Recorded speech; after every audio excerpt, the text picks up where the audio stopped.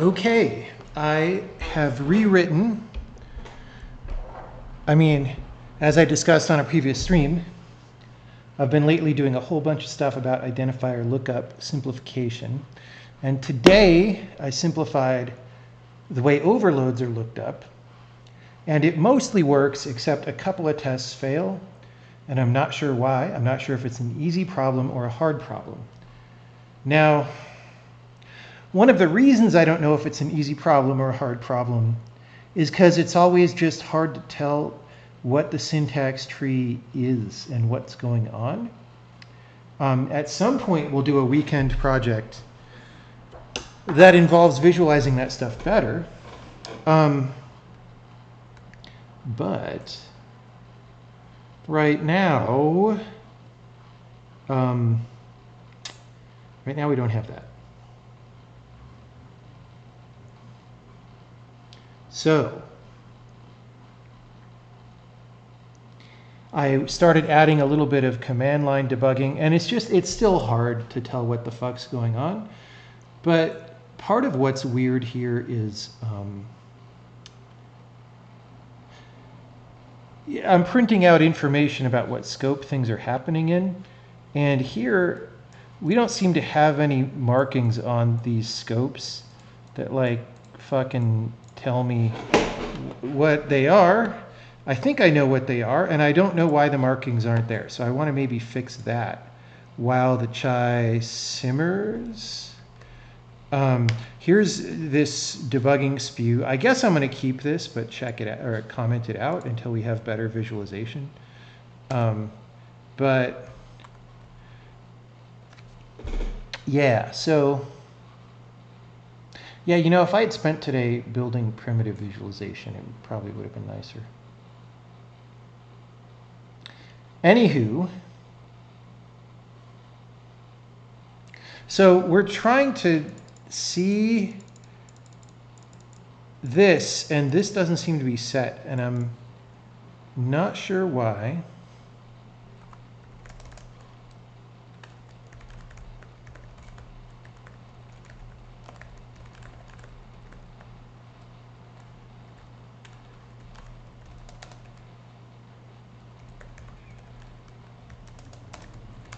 We shouldn't get here, but I think we will. That's my guess.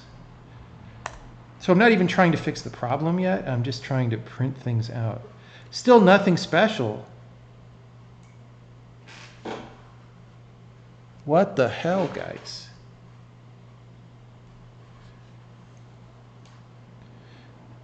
Nothing special is if nothing is special.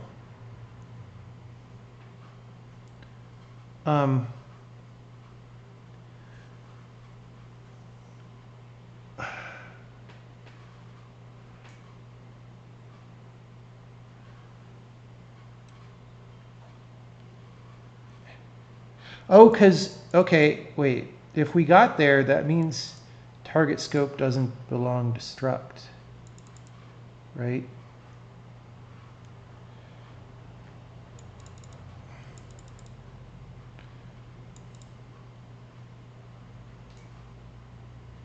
Right.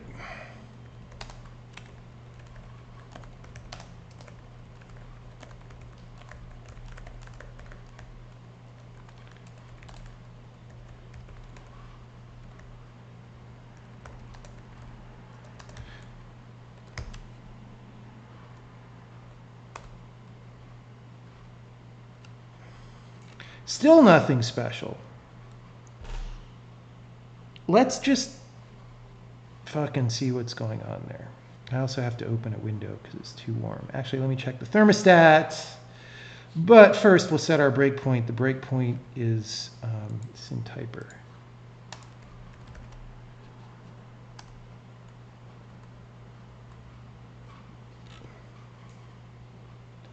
We've got a lot of no check-ins of just, oh, we have a breakpoint.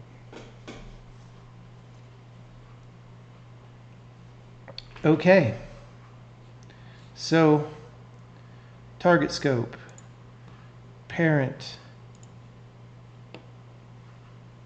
nada. Okay. Block flags 8. And then parent is 9. Let's look at what that is. Okay, large, great, and top levelish. So this one's not marked file scope. The parent still has no belongs to anything.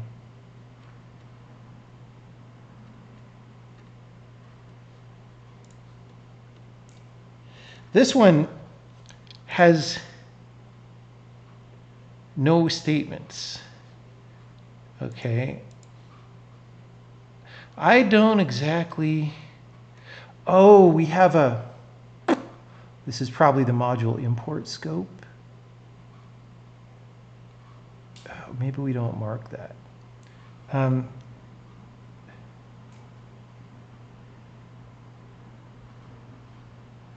So none of these has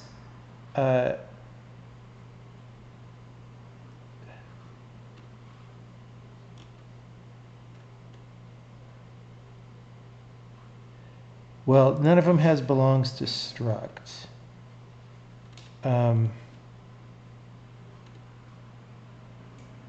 So that's why. So the struct probably has module import scope set. But we don't set belongs to struct, which kind of makes sense, but it's not good for debugging.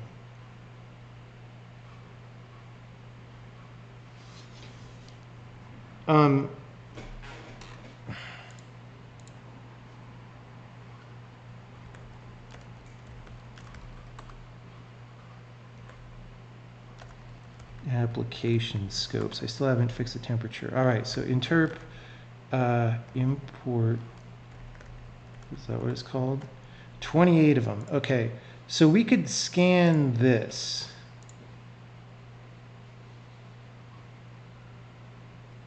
Because we have scopes on here.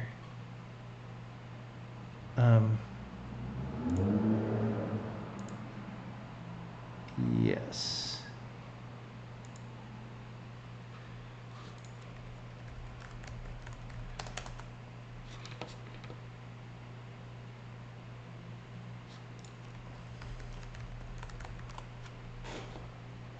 Why is my find going into this tiny window?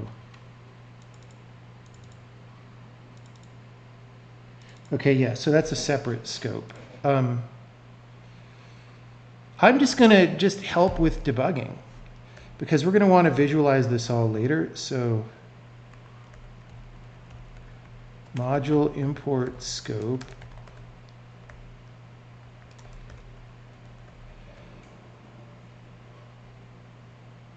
And module scope is going to be 200. Okay, that's 002. It's like 007, but it's 002. You got a problem with that? All right.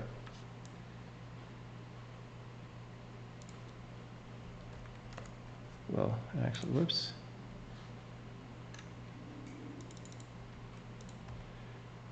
Block is module scope.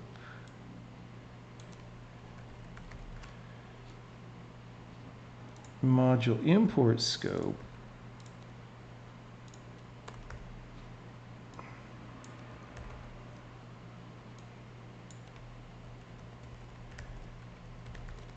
whoops, the milk is still frothing. And I guess we want to export these to the people, right?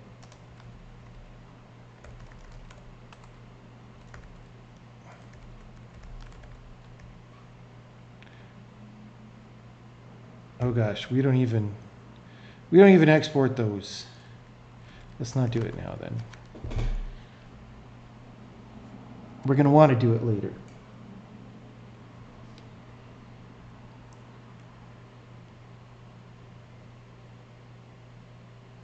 And the temperature. Oh wait, it beeped.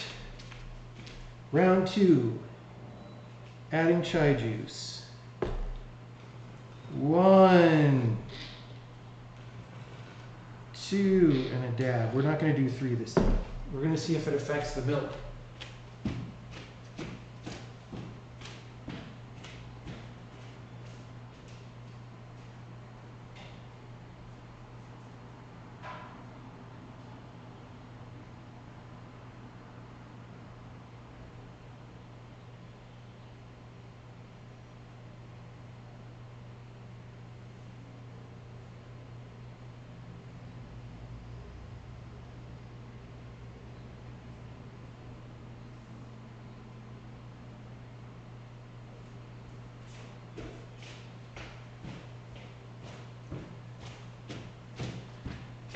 I had the thermostat cranked. I don't remember why I did that.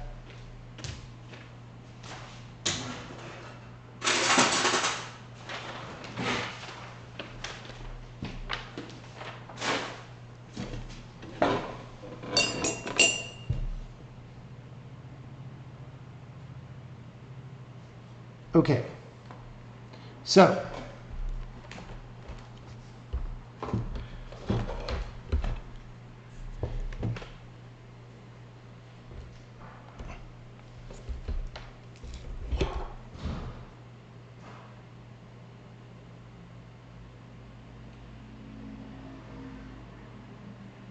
what do we do? What do we do? It's the all-important question.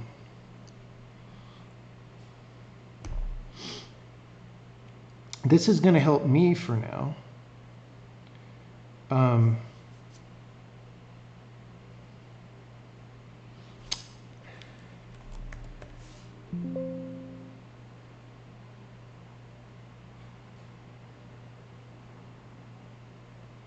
didn't save the file.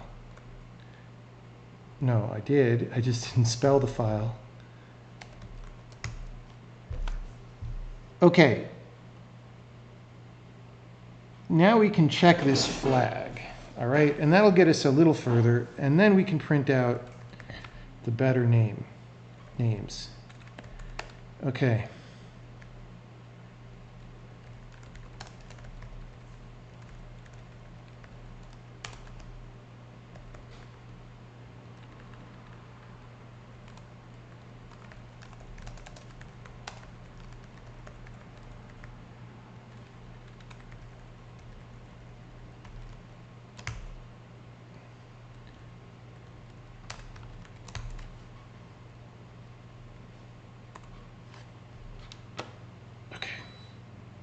There we go. It is done. It is done. Import scope, import scope, import scope. Okay. That makes sense. Now, the overloads that we're collecting have this, which is this block, which is into the import scope of the math module.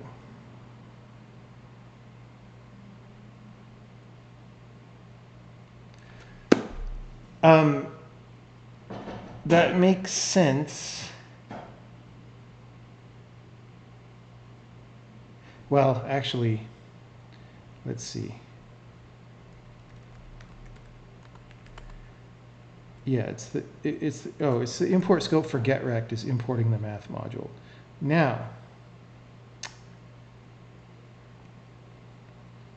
we are not importing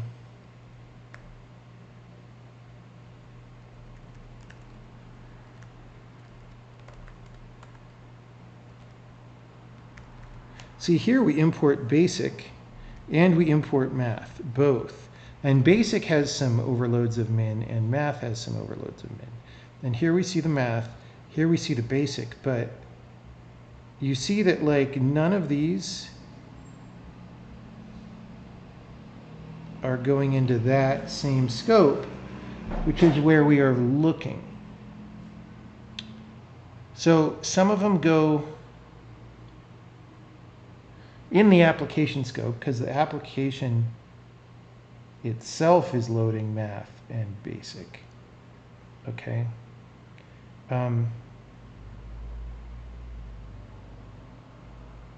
So this is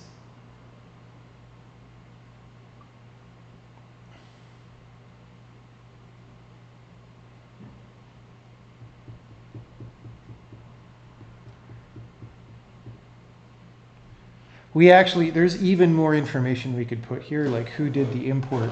But first, I'm gonna have some chai. I'm gonna have some chai. Oh, it's so frothy. It's so frothy. You can't even see it, but it's top quality. Mmm. Top quality. Oh, spicy. Okay, now What do I do? I'm still a little bit confused. This debug info isn't that good. But I want to do a visualizer later, so the question is, what do I do in the meantime? Is my debug info good enough for current purposes?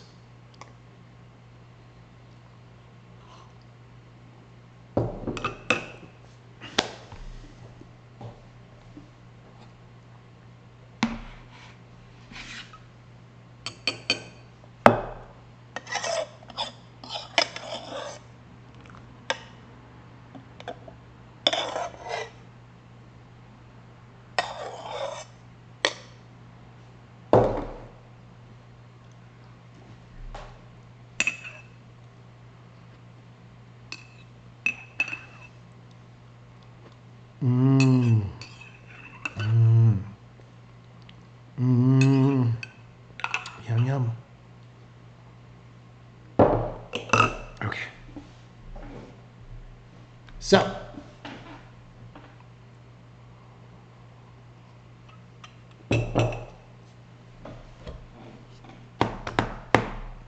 what are we going to do? What are we going to do?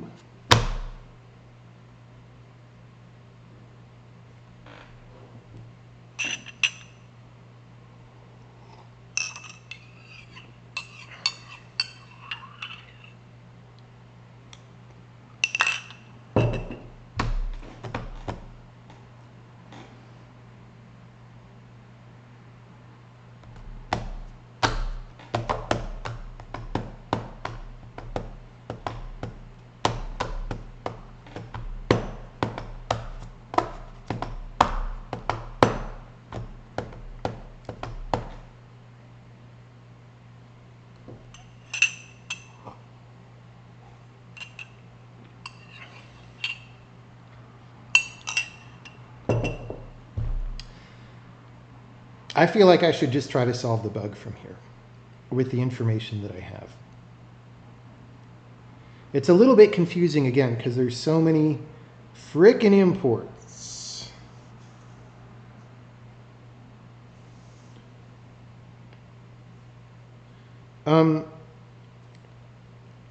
You know what? I want to, instead of printing the scope, that's maybe not the best.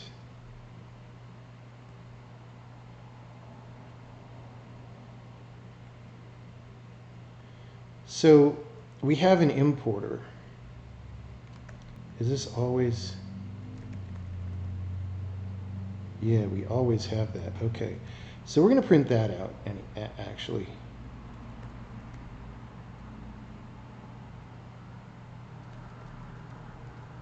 Because that's probably less confusing.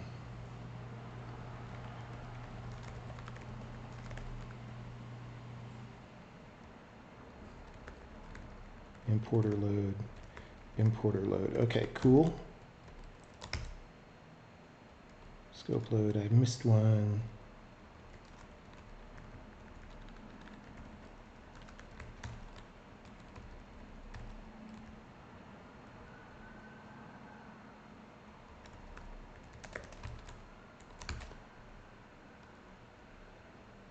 Okay, so now we're printing a different location.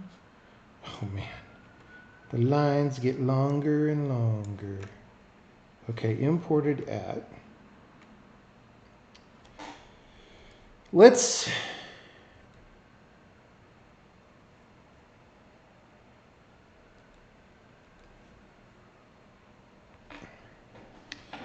I'm going to do super hack. I'm going to go prefix.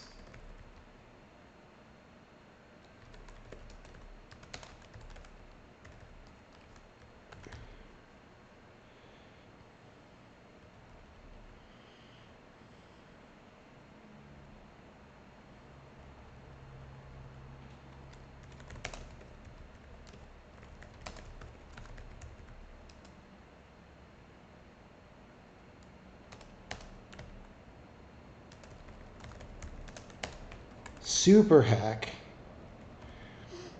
just to remove some characters from the output, and then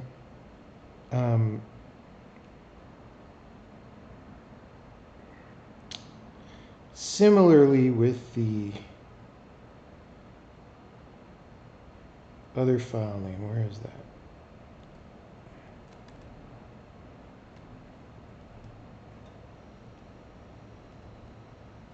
Boom. Boom. Stir and comp. Ugh. Fuck C++. It's not good.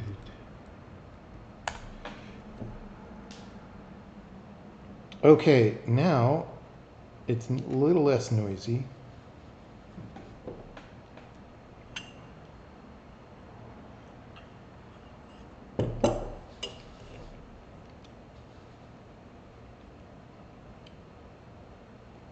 Okay, so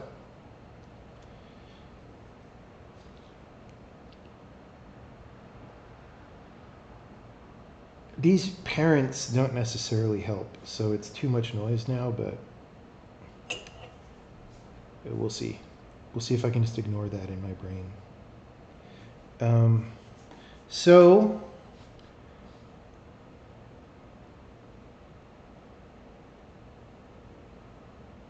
we're printing out different locations here, so we could see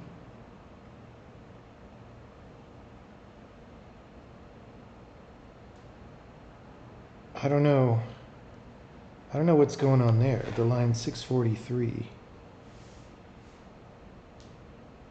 I guess that's the main program, but that should have given us a load.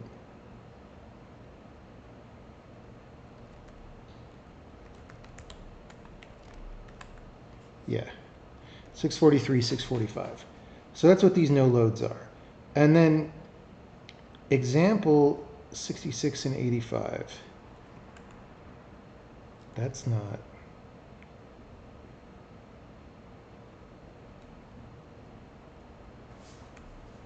Did I do that right?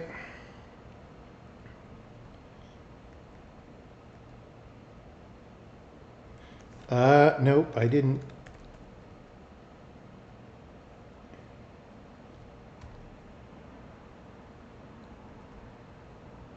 I changed it down there, but so we had the line number from the right thing and the file name from the wrong thing. Okay, so now our no loads went away. Okay, so example 643 got both mins. String. Okay, this is interesting. Now we can finally read the debug info. We're wondering why we're not getting the overloads from basic, okay? They're getting loaded into the example, they're getting loaded into string, they're getting loaded into reflection. They are not, repeat, not getting loaded into getRect, which is what's calling them. Now they should be getting loaded into getRect, and in fact, they are later. They are later after we look the thing up. And that is not legal. We're not supposed to do that.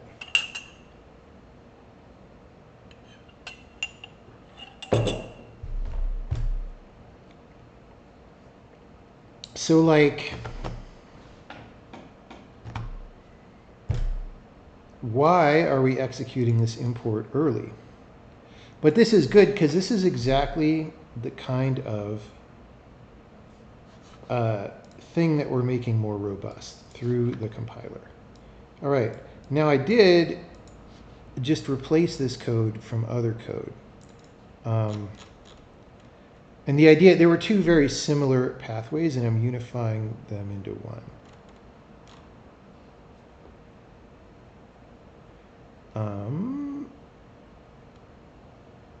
If we can delete these are old holios. So we're going to diff. And, well, it'll be noisy because we sure did a lot of things. So old collect overloads.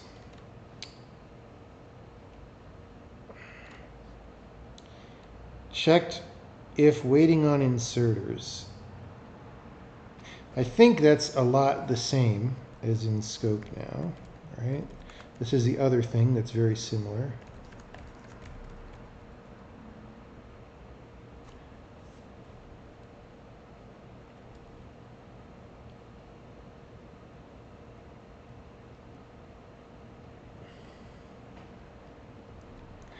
And now we're not supposed to permit this. So either there's no inserter there for the import,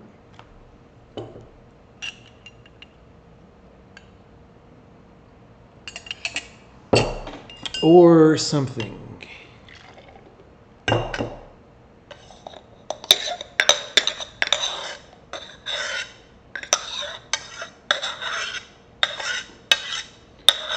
So I'm just going to break full on at the resolve of this identifier, which hopefully still has the same serial.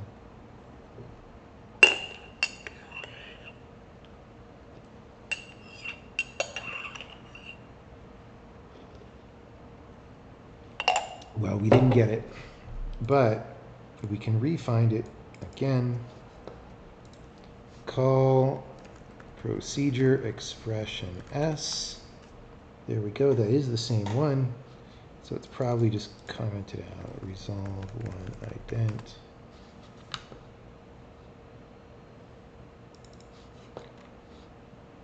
Bing, bing, bing. Oh, we don't have the same number in there. Okay.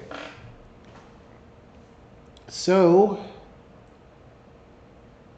why are we allowing ourselves to look this up in the first place is the question. Because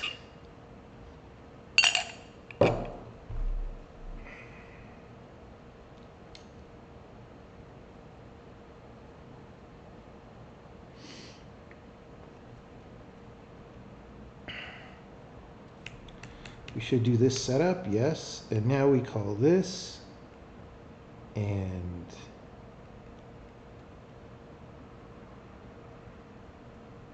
I don't know why that indentation was so hosed.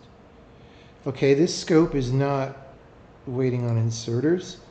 This is probably a file scope, right? Block flag 0, no. Oh, it's in, oh, right, this is inside a procedure.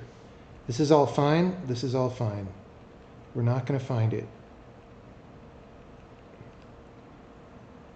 We're going up to the parent. Now we're doing again. Now we're in the arguments block of the procedure. Now we're going up. Now we're going again. That was maybe the constants block. Didn't even look. Now the file scope probably block flags 3, which is file scope. So this is also probably not going to have inserters. Oh, we might find it here. How many? Only 6. Okay. I guess we don't put things in the file scope if they're exported. We only put them in the export scope. Okay. So, we're going to the parent.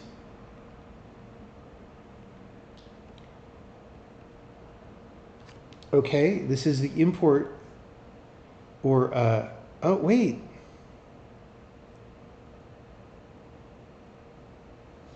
This is set. I am confused. Okay.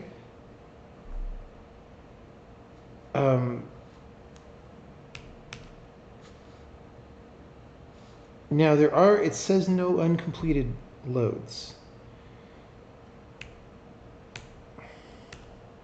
And not waiting on inserters. So now I think we're going to find it. No, this isn't the right. Oh, because we're importing from math. So it's in the next fucking scope. So many scopes. Okay, guys, here we go. Educational song time.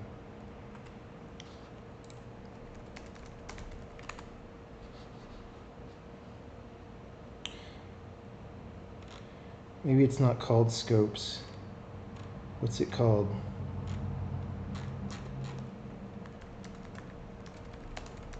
What is it called?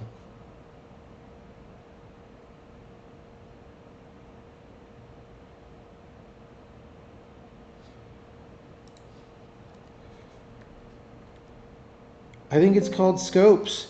What? I need the educational song.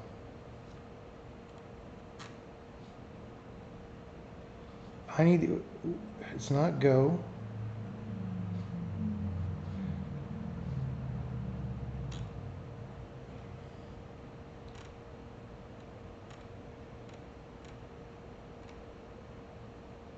I wish I had my Spotify account on the PC, because they would have it. Does this have?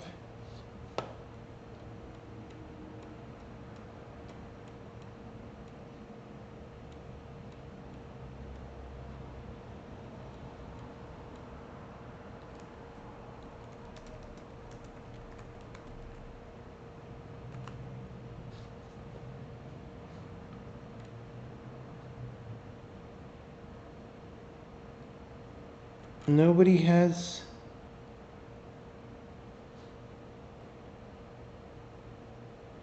Oh, it's.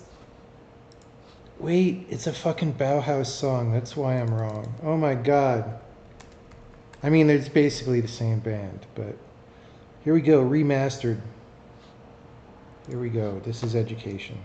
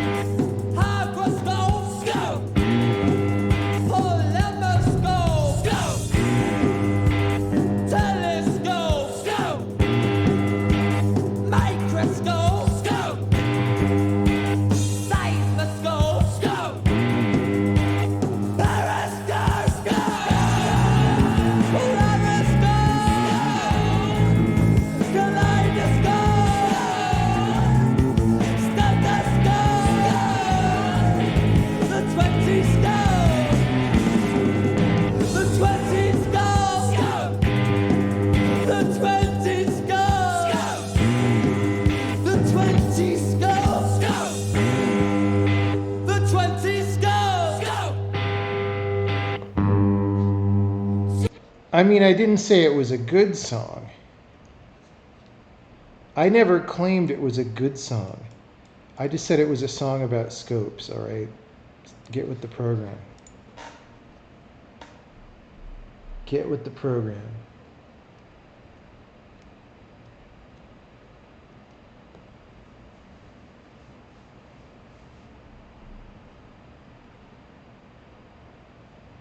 Okay. So, what seems to have happened is we realized we're waiting on inserters and we don't care.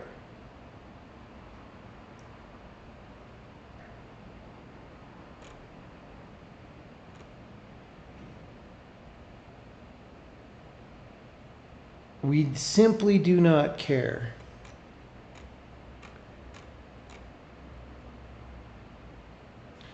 We said that we found an inserter.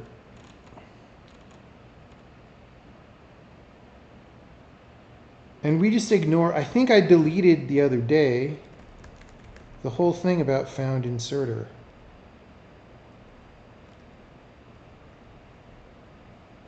Well, maybe not. So we set yield upon.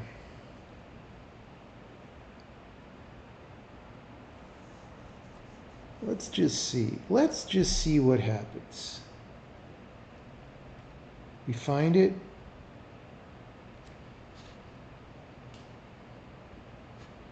Yeah, so the thing is,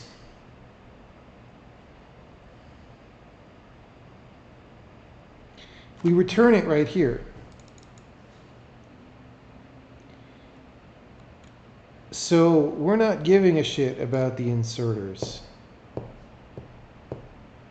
in this case.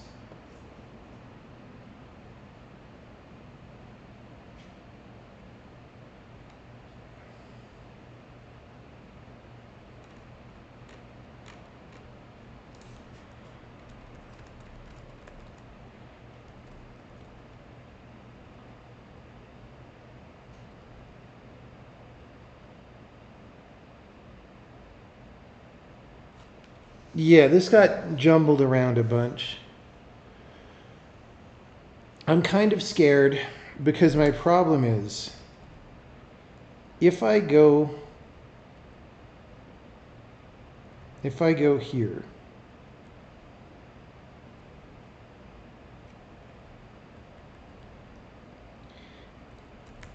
this is my fear, is that this hoses us all over the damn place.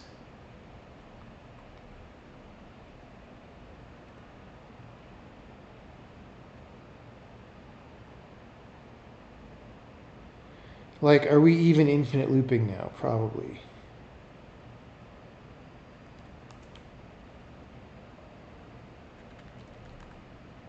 Yeah, like we can't compile anything when I do that.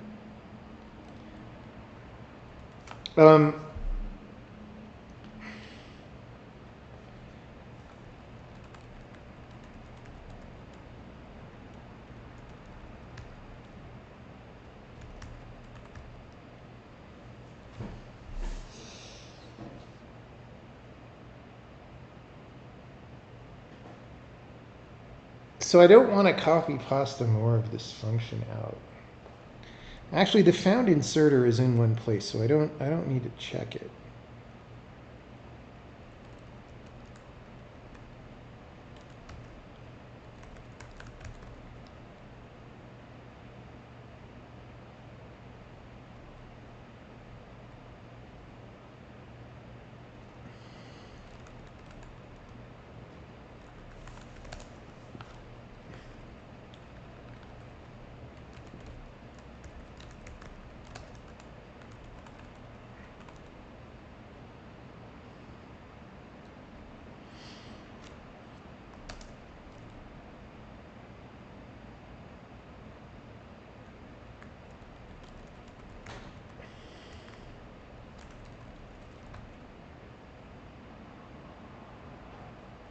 Okay.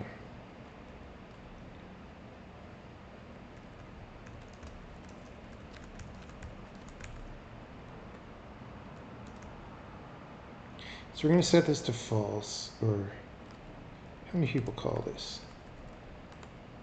Hopefully just two, multiple. All right, so we're just going to do this.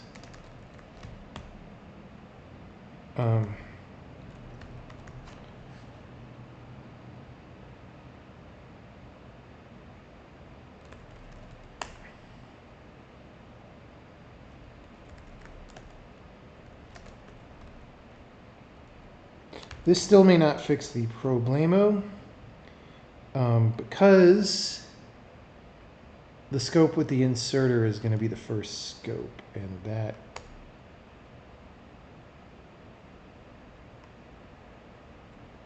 yeah, see, same problem. But I think if I do this stupid ass hack, which has other negative aspects, maybe it'll fix it. Ta-da!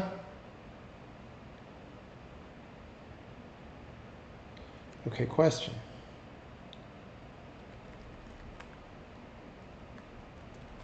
How far do we go with that?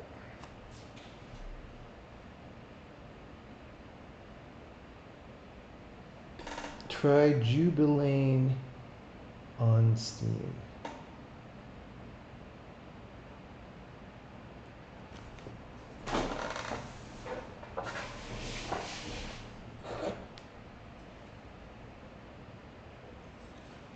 I tell you people, milk frother is #1 quality of life improvement.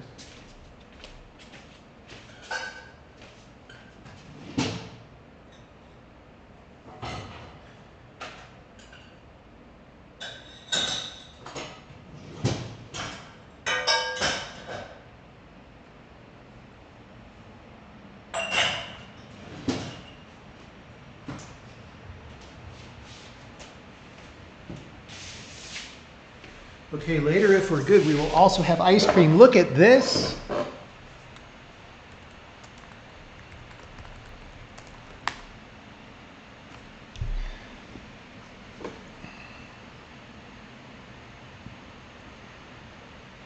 Look at that.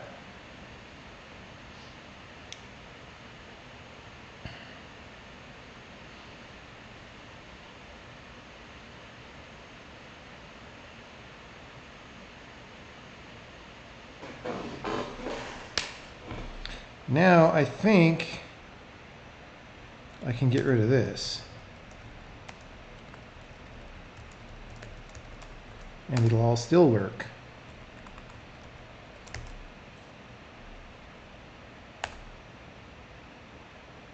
Nope. Nope.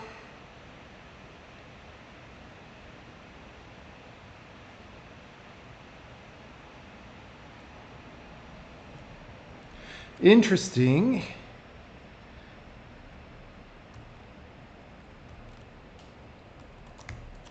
Interesting. Okay.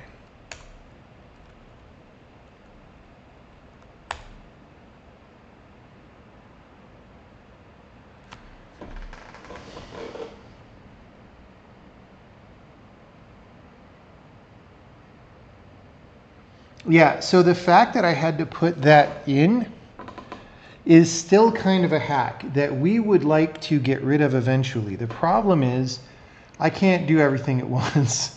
So we're creeping slowly and steadily toward a more robust compiler core is what's happening. And this is one step. Like, this function is now better than it was. And it's important because it's a core function. Let's get rid of some of the, this is not needed.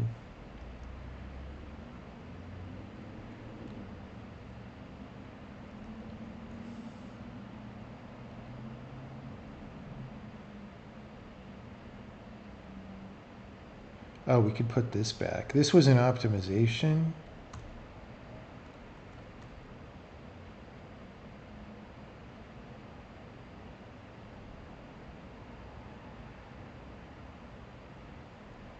Except I don't even think we need.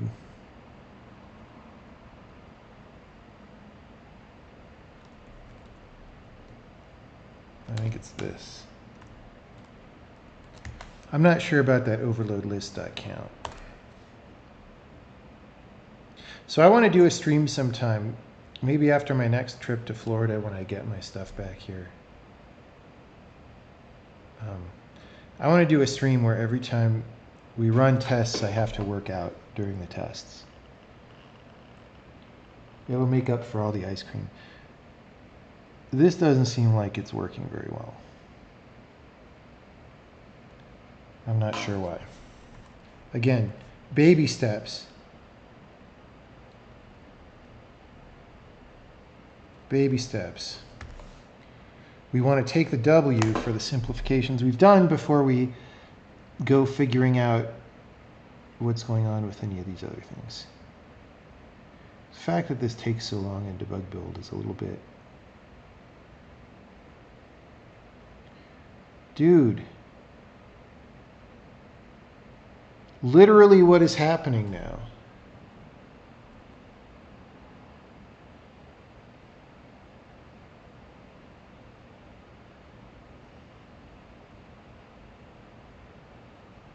What did I do right before this? See, this is the problem when I'm not checking in, is I don't have a solid baseline. What did I do? I did all this. Okay. Oh, that was if one. Oh, because I bet... See this scope? Okay. This goes down here. I put it in the wrong place. All right, so let's just verify that we are back to a running Thingtangler. Push-ups boost compiler speed, yes. All right. I mean, you know, if the tests are running and you have to sit there waiting for them, you might as well do something, right? Okay, we'll get rid of this. And we'll go back to this if one. We'll put it here.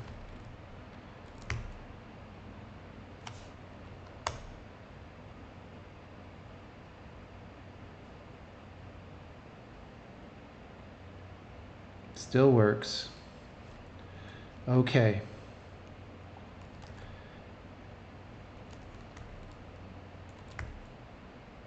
See, I think this is always true that final is not equal to base decal, or not always, but usually.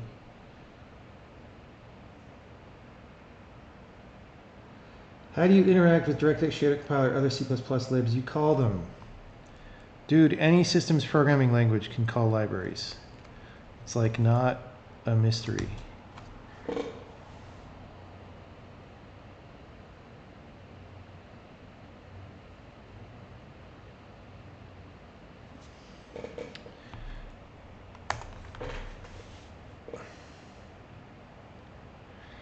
You're just not a systems language if you can't call into operating system libraries. Like that's just how that goes. Okay, so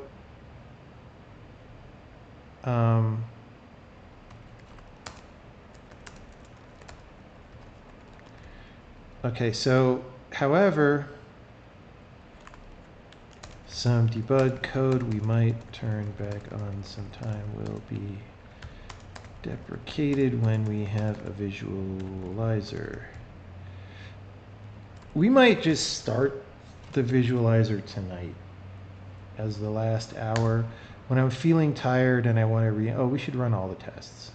Okay guys, we're gonna run the tests and I'm gonna do push-ups while the tests run. Even though I just drank 2 chais. You can't tell. You're going to have to take my word for it that I'm doing push-ups, but I'm going to do them. Someday we'll do it with the camera on. All right.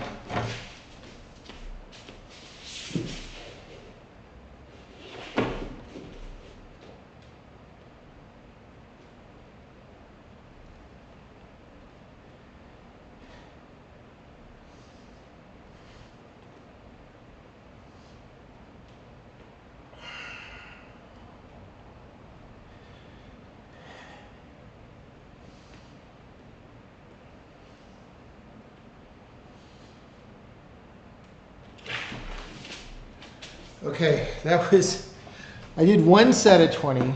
I usually can do a lot more than that, but usually I don't have super good form. So that was super good form.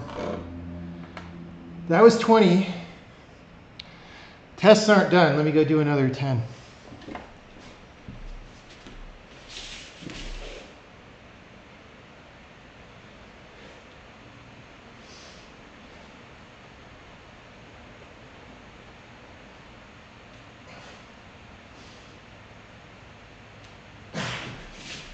Okay, 30 push-ups.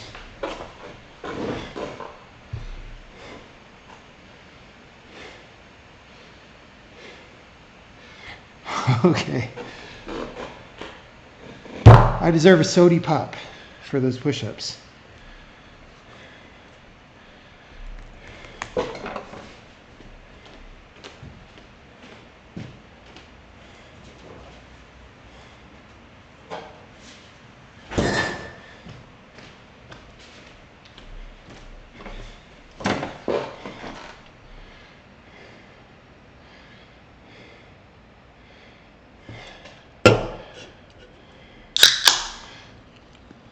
This is one of those sparkling waters that has no calories in it.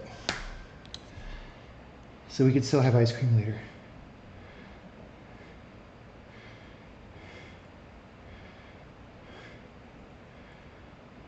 You thought DXC only had a C++ COM API. Yeah, the API sucks. It just means you have to do a little more work to declare it. I can show you what that looks like. DXC compiler. See, we have this. We have a tool that'll look at the C++ headers and generate the interface. And then here's a bunch of craptastic bindings.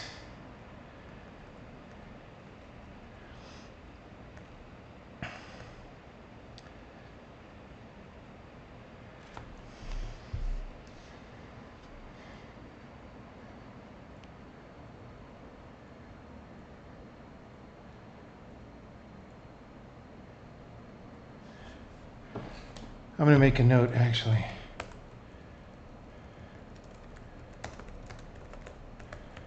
We need to talk about.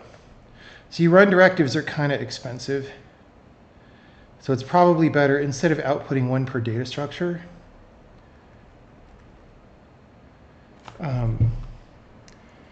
maybe one total. I don't know.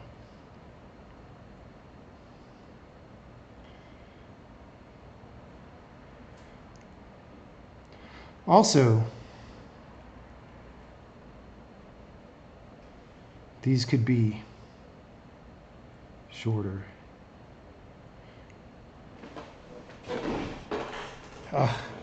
My arms are already sore. I don't do enough push-ups.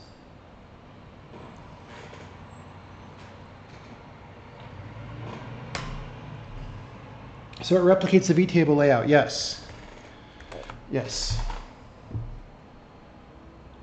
Is it that each run directive is its own file? No. It's just that you're starting up compile time execution every time. And there's two things slow about compile time execution. One is, I think, just starting it is kind of slow and blocks the compiler from doing other things. But another one is, I mean, just every instruction you execute, because it's interpreted in that mode, is slow. So that's all.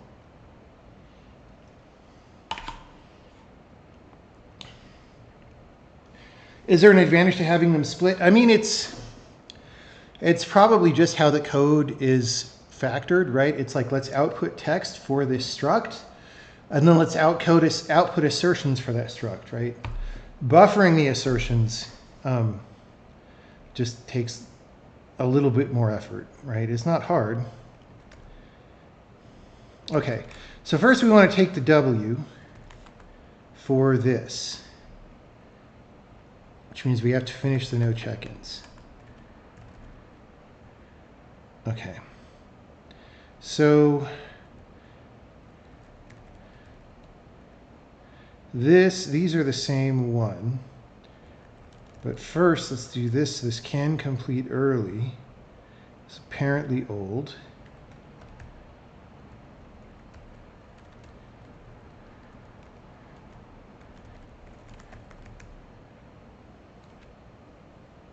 I don't know what the deal is with that, but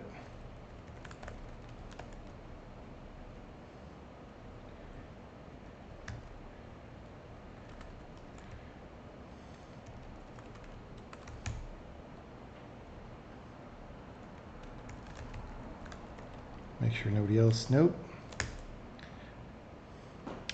And we'll just rerun the tests on that. Make sure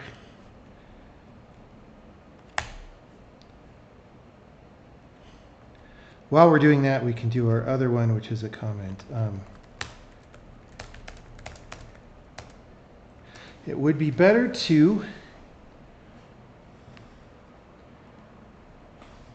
actually, you know what? We're going to do it how we want to. I'm going to move this up here. Um,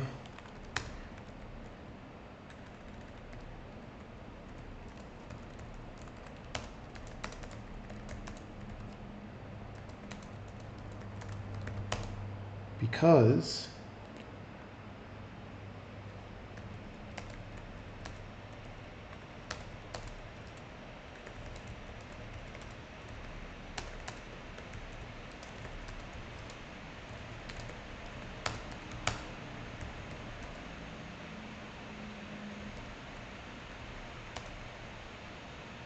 overload resolution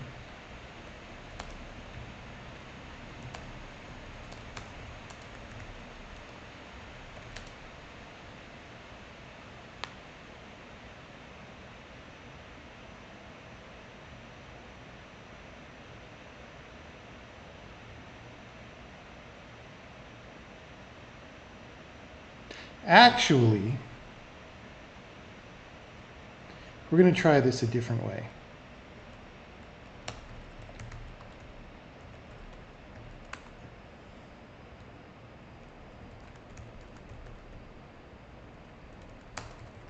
Sure, I'm adding more no check-ins.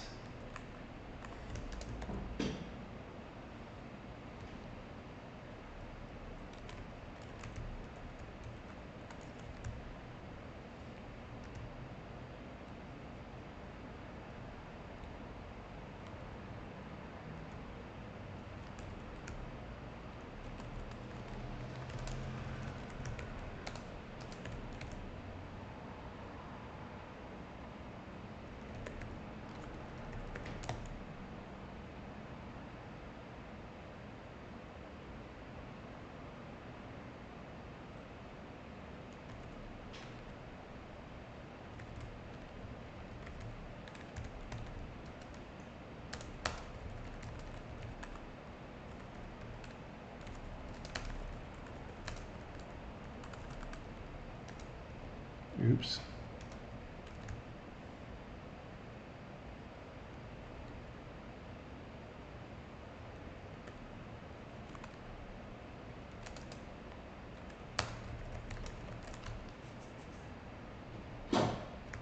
Right? That's set, right? Oh no, it's not.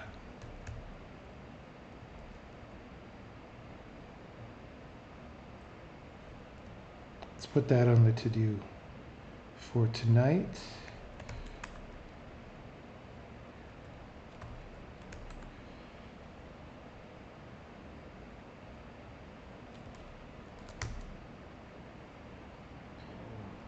Oh yeah. Bool is constant procedure scope entry not equal to asked declaration return false. God damn.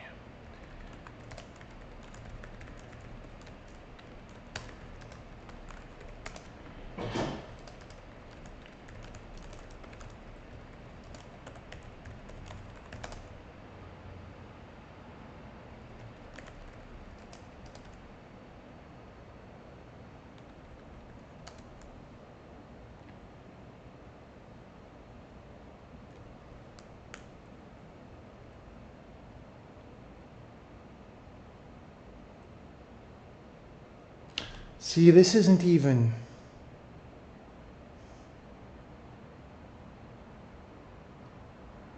I guess.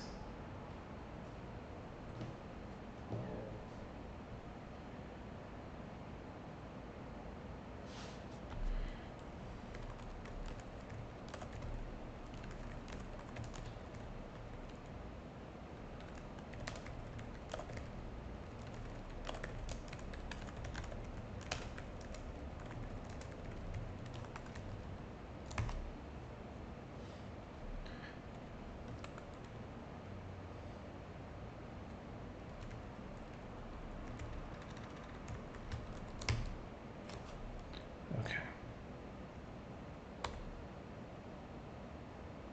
Boom, it blows up. Because we don't have an inferred type. Right, because we don't need that here. Ugh.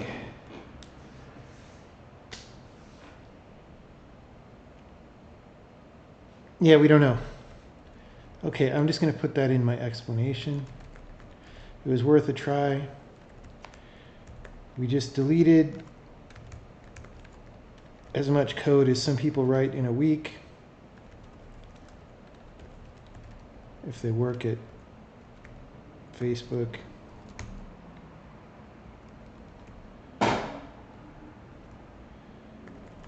Okay, back to the old thing. For normal symbols, any redeclaration due to further imports would be an error anyway.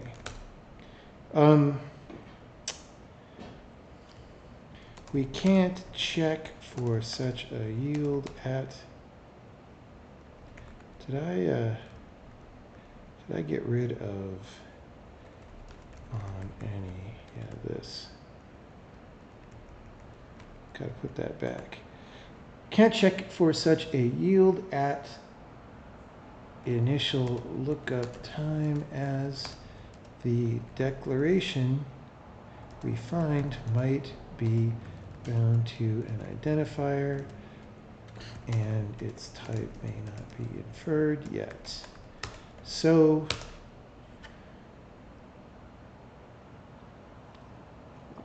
that said,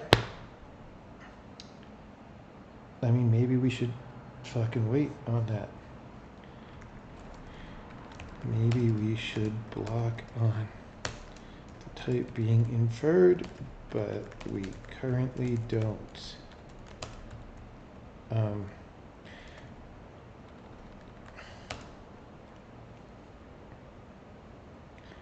Since we cursor up to the parent scope at the head of this loop, we just need to first check if we have any inserters at the original scope. Okay.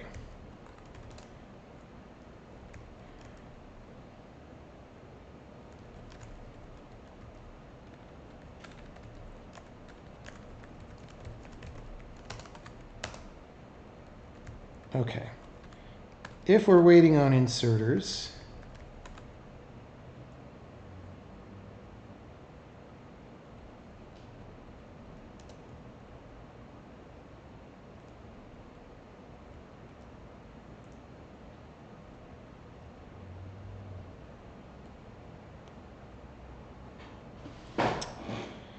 fuck.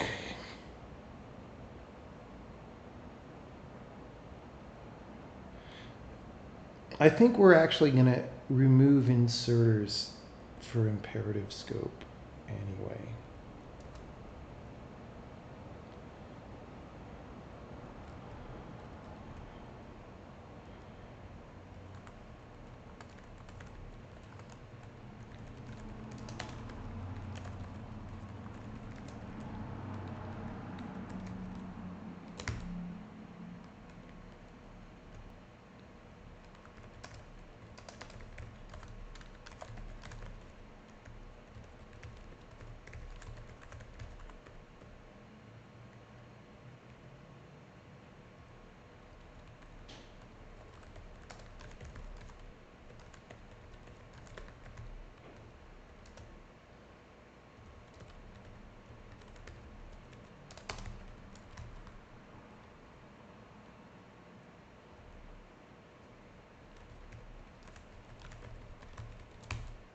Hateful, hateful.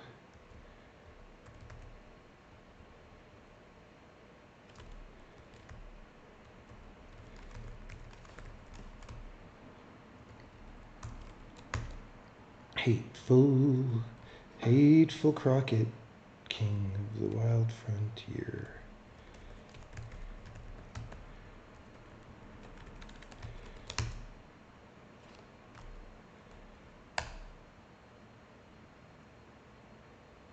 Fuck.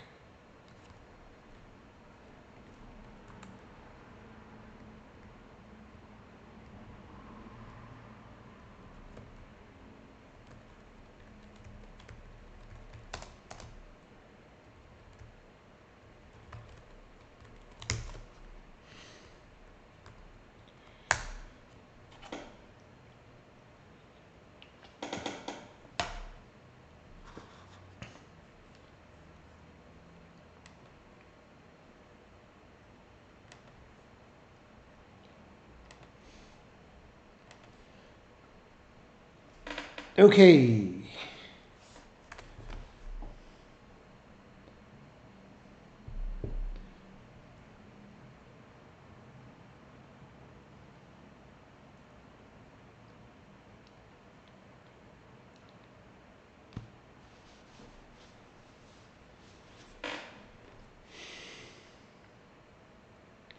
Do do do do do do do do do do do do do do do do do do do. Oh, that's Sag. Sag, I thought we might be done.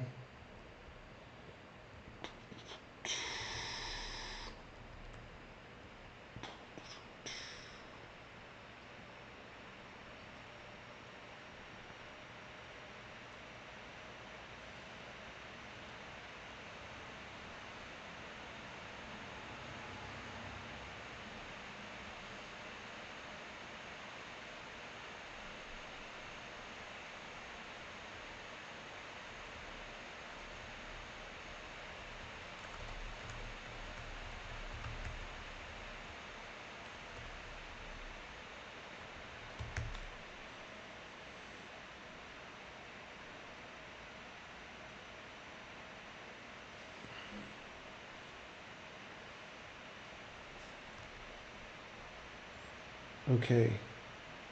We're not finding some overloads again. That's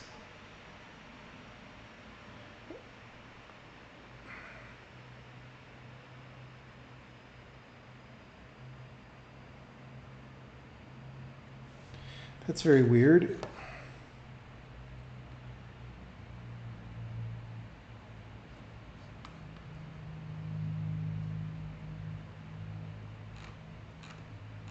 What did we break? Everything worked. Now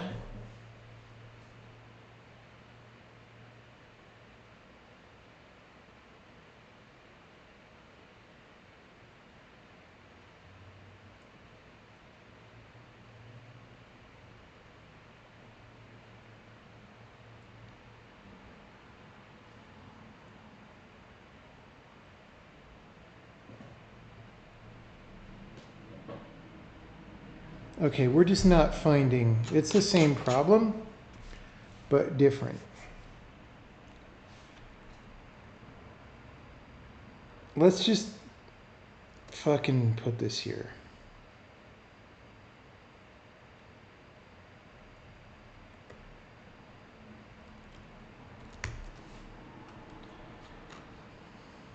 We've made a bunch of changes, so we kind of need to take the W.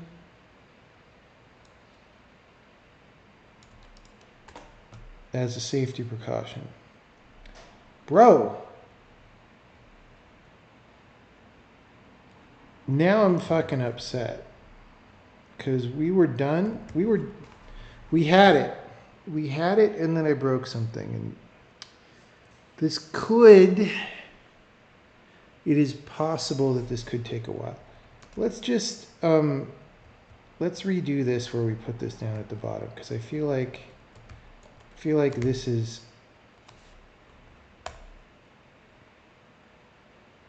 There we go.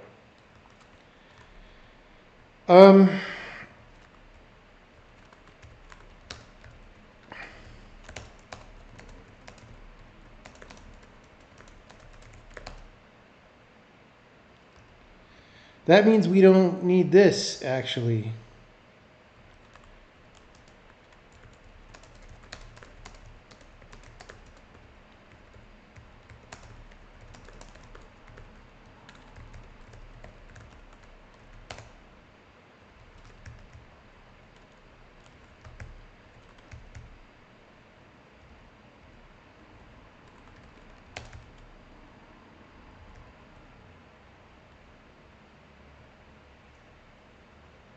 We'd rather cursor at the top so that we don't visit again the same declaration that we already looked up. However, if we don't do this, we fail some tests because we are missing something. This seems like a robustness issue in general identifier lookup that we will hopefully resolve soon, since that is the kind of thing we are working on. What did I say, the 21st? Already, jeez. Cheese Louise.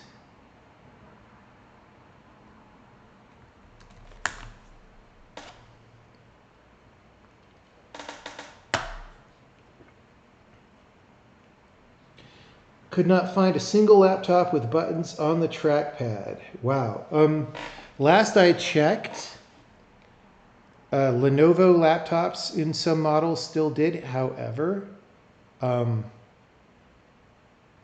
last ones that I bought were fucking trash in other dimensions. So it was sad. Yeah, like nobody makes, like, these are not laptops designed by good designers. Like, they're simply not. It's like they're all being like socially, you know, it's like coronavirus. Everybody's like, well, everybody knows that laptop trackpads are better when there's no buttons. Dude, the worst offender of all is the fucking Razer Blade 16, which not only has a no button trackpad, but the trackpad is so large you can't avoid touching it while you're typing. And Windows 11 has terrible trackpad settings such that even if you set it to like extremely, whatever you call it, low sensitivity, it still is very high sensitivity. It's absurd to sell a gaming laptop without buttons. I know, it's fucking stupid. Like, all these laptop makers are they're just copying Apple and each other. They don't know what's good. This is the problem with, like, when the audience doesn't know what's good. And the worst offender is like all the fucking laptop reviewers don't know what's good either.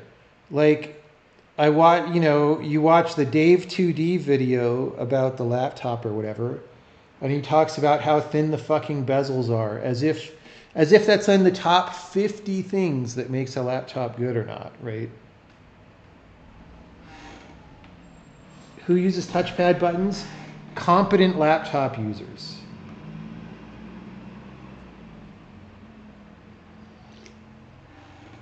I tell you, when I'm independently wealthy, the cramp top is going to happen. Just tap. Sorry, incompetence gets punished here. Those are your only 2 messages.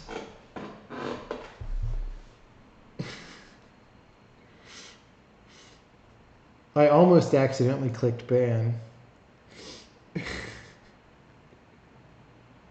Because I was doing that on a touchpad.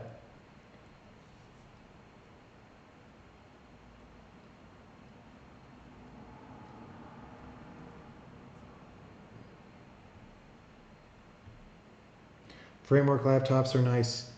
I might get one just to see. That's the thing, Casey. Framework laptop is about to do a 16-inch or something. And they might have, because it's all about modularity, I'm sure it's going to suck in a lot of ways because modularity is not good. But maybe, okay, you can't configure one yet, but maybe for the 13 you can get buttons. Let's see if they offer buttons on the 13. Not in the stock photo. I don't see customization for trackpad. Nope. Nope. Fail. Fail. Framework laptop doesn't even let you swap out the fucking trackpad. Well, maybe it's in keyboard. Nope. What? Like, this is your entire selling point, is that you can mix and match the pieces and you can't sub out the trackpad. Am I missing this? Is there a trackpad option here somewhere?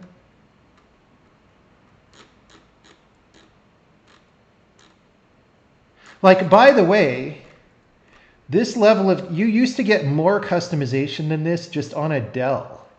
Like, I don't know what their whole deal is about being customizable. Like, do you guys remember, like, in 2008-ish time frame and earlier, how you would have like fucking 50 options and you would go pick them?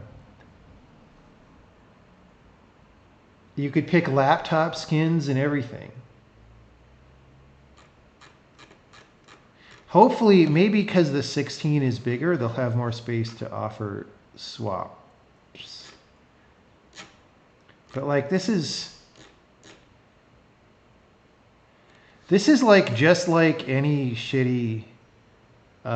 This is like the fucking Pop OS shitburger laptop that I bought from whoever that is.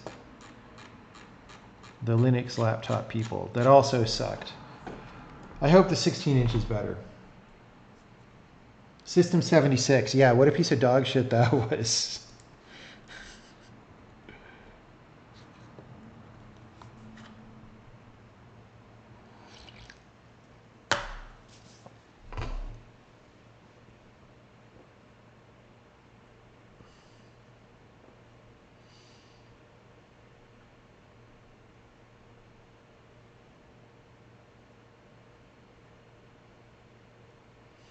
You just want someone to care about laptop input quality at all. I know. I mean, just even look at keyboards, right? Ignore the trackpad for a second. Keyboards have simply gotten much worse in the name of making the laptop as small and light and thin as possible. But on one of these like 16-inch laptops that are the rage now, it doesn't take much weight proportional to the weight of the laptop to get a much higher quality keyboard, like, for example, the older ThinkPad keyboards that had decent key travel, right? And this stuff is important because, like, if your keyboard is bad, you will injure yourself, or you can if you're not careful. And a lot of people don't, like, with a certain amount of, like, physical experience and training and stuff, you can notice when you're getting injured, right? But a lot of people don't notice until it's too late. And so it's really bad. It's like, if you're going to spend money on something, spend money to prevent fucking injuries, and none of these people will. Or spend weight and whatever of the laptop, and none of them do. And so the keyboards are lower. What would you say? I mean, they're just worse than they were 20 years ago, right? So, like, technology is going backwards in some sense because you just can't get as good of a thing as you could 20 years ago. It's sad. Same with trackpads. ThinkPads 20 years ago had excellent trackpads. You can't get a trackpad that good now. Are trackpads with invisible clicky zones on the bottom still a fail? Absolutely, of course.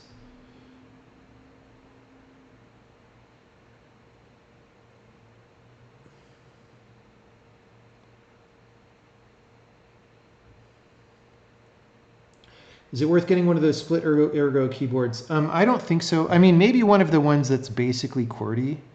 But the problem is, you know, I used to use the old style, whatever those guys are, that's in Indie Game the Movie. And the problem is they moved around so many keys, some of which are very important, like delete and whatever, and they're awkward to hit, and the keys are a little too stiff, like, I don't know.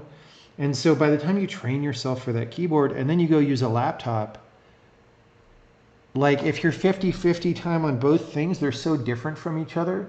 I was just confusing my hands all the time. Like, I was learning one muscle memory and then the other and then one and then the other, and I never could converge on anything. So it sucked. It wasn't worth it. And it's just better, like, even though laptop keyboards are kind of dog shit, you still at least won't injure yourself if you're typing on them at a proper chair table height and you have relaxed hands, right? I mean, I don't know how much longer that'll be true for, but it's true right now. A Digma raise. Let's see what that is. Is that a Dirk Digma?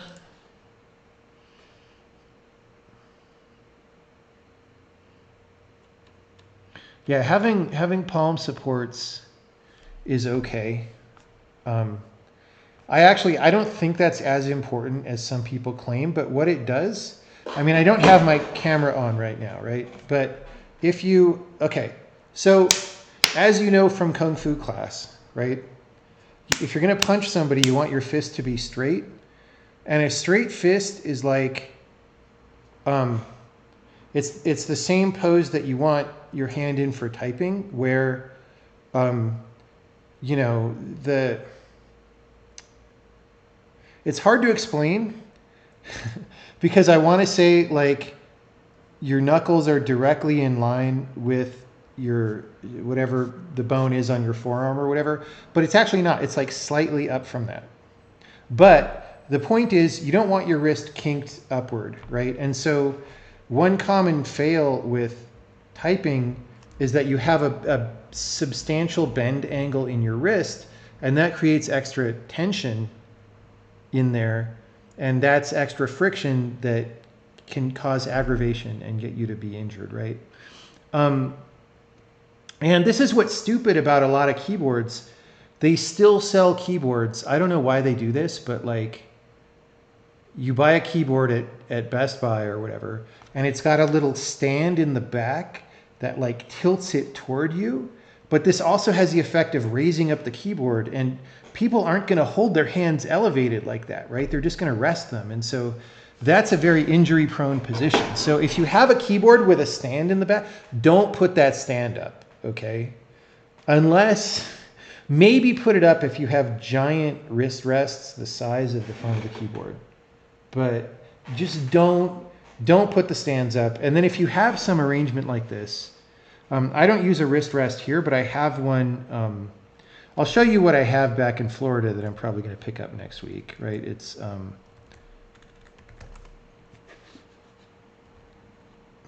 don't know why I had artichoke extract. Now all my hits are artichoke extract. What was it? It's just like, is it like PC Gaming Master Race wrist pad? It's like, it's really stupid. Yeah, it's one of these. It's like not much to write home about. It's massively overpriced for what it is.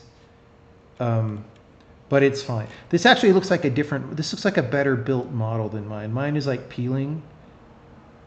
So maybe I need to get a new one. Actually, that one doesn't look as good as the one I have, because that one is like sloped in, so you probably can't get it to the edge of the keyboard.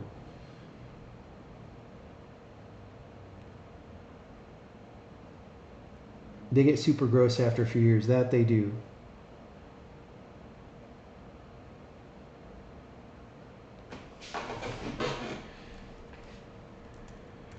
Anyway, the way that you prevent injury is basically, number one, most important, make sure your hands are relaxed when you type. Number two, make sure your wrists aren't bent. And for me, my failure mode, see, this is a thing. I have relatively big hands. Most laptop keyboards are a little bit too small for me. Because again, they're assholes, right? And even, you know, on this keyboard, there's like 1.5 inches to the side that's not even being used, but because they want to use a standard sized keyboard and save 13 cents on the laptop, they don't want to give me the extra centimeter of keyboard width on each side. And so my failure mode is, again, I don't have the camera on, but like I tend to kink my left wrist sideways a little bit. And again, that causes tension. And if I notice that, I stop. But sometimes I generate problems from that, because because, you know, if your hands don't totally fit on the keyboard, you've got to shrink in somehow, right? Because these laptops are not made for big manly men. They're made for soy boy web designers, right? So you just have to like, you just have to be aware. And then there was something else I was going to say about that.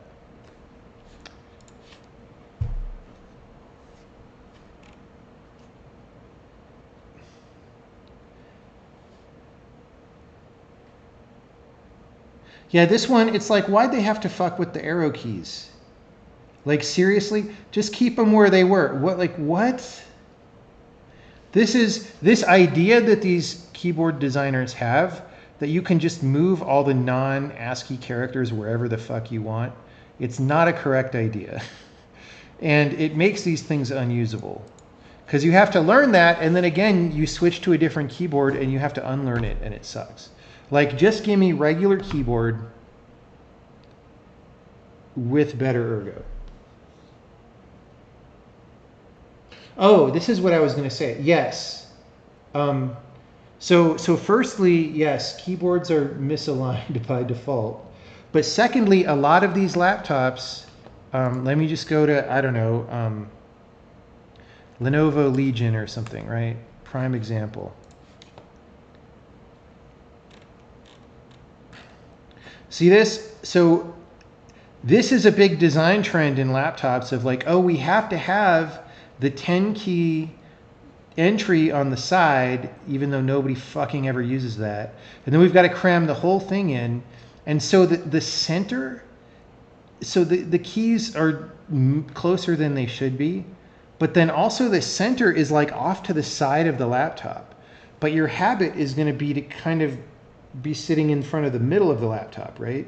You're not going to sit like an inch and a half off to the side. And so, especially because the arrow keys are like on the right. And so you're squishing your hands in and you're kind of forcing yourself to operate the laptop at an angle. It's fucking stupid.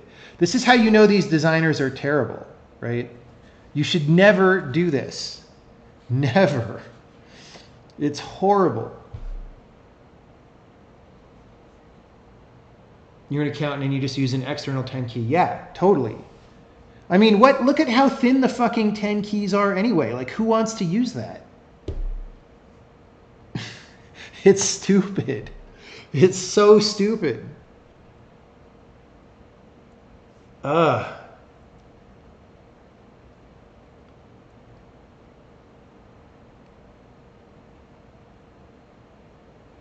X1 Carbon. I got an X1 Extreme and it was horrible. That was a couple years ago's model. I don't know what they are now.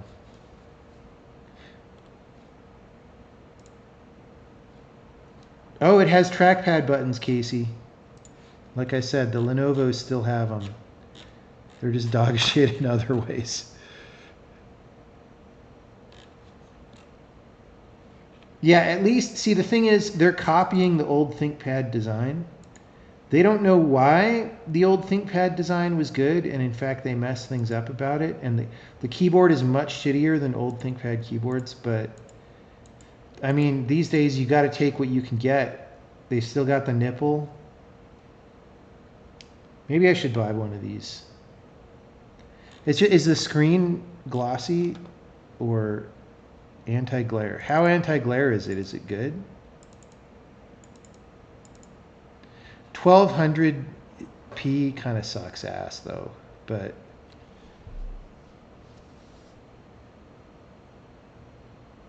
screen is matte. That's good. Yeah, I mean, this is really better than a lot of laptops. X220. Oh yeah, that looks like a good keyboard. That's an old style ThinkPad keyboard right there. Oh, dude. Oh, is this from decades ago? Is that why? Yeah, HD graphics 3000. So this is from like 2006, right?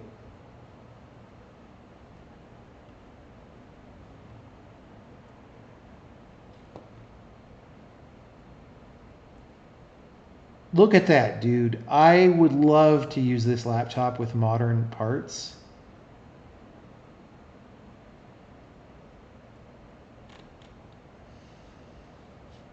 I mean, the peak of ThinkPads was the T41P, or whichever one that was. Maybe the 410 was also good, but like, dude, this was like the greatest laptop in fucking history. Although the trackpad is slightly off to the left. That's the only issue. But it was good. It was good.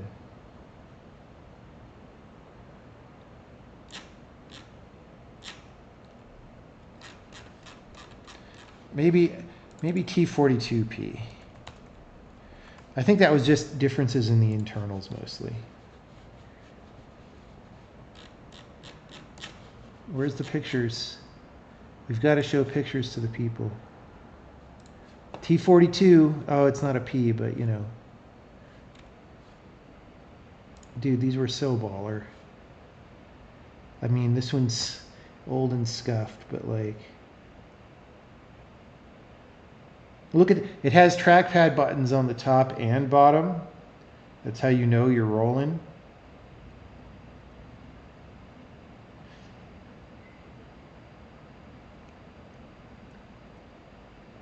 I mean, they have the stupid function key in the corner problem, but you just swap that in BIOS with control.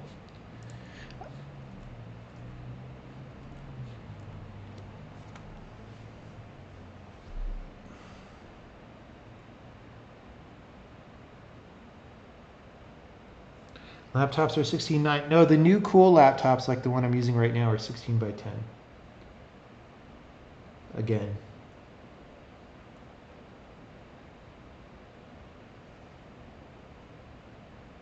$51NB. I don't know what that is.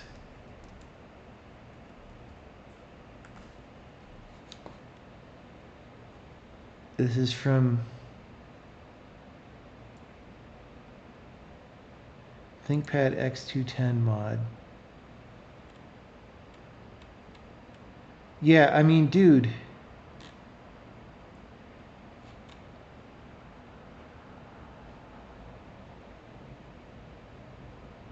Okay, so someone's... Oh, so someone's selling refurbs with modern parts of old ThinkPads? Is that what's happening? Dude, these were so good. These laptops were so good.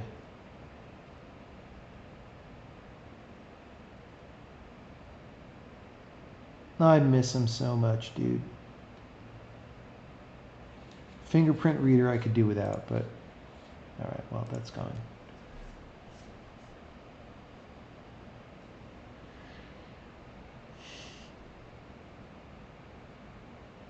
Look at that keyboard.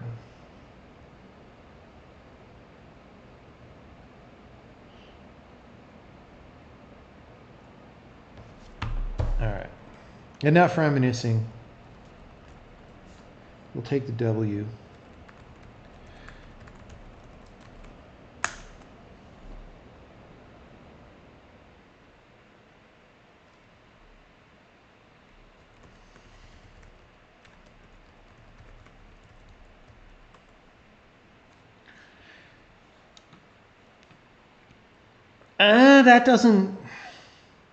That doesn't look like a ThinkPad keyboard.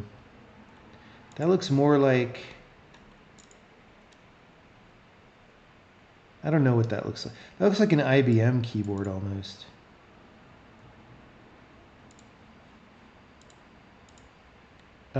What?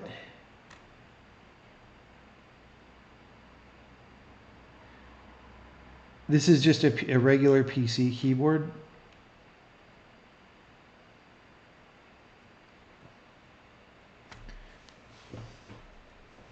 Death Star terminal.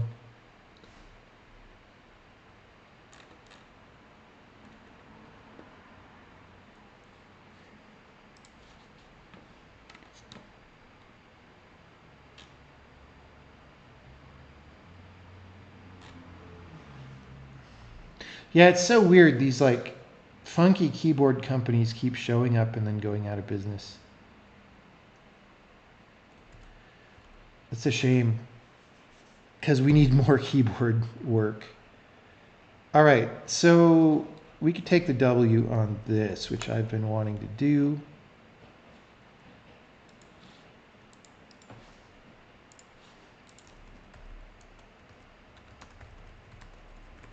And then we can start looking at the things on the listicle that I piled up. Yes. Now my theory is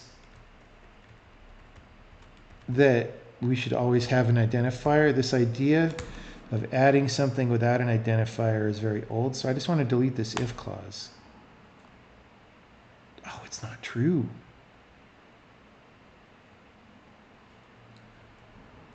Oh.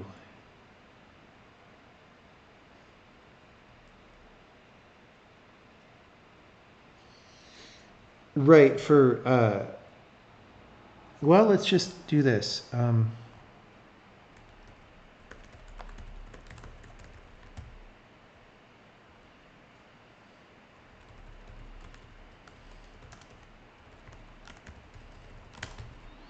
Put the if statement where it is, right, where it goes. Like, you know, after parameters.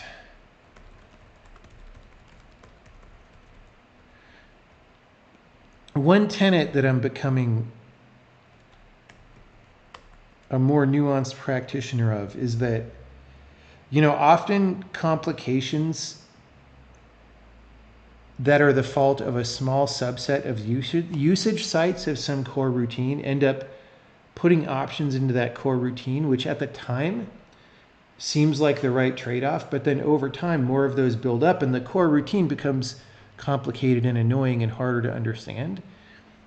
And it is very often the right thing to factor those things out and put the burden of complexity on the calling site rather than the core, because you know you want your core to be solid and clean and understandable, and if it's not, it's hard to do things.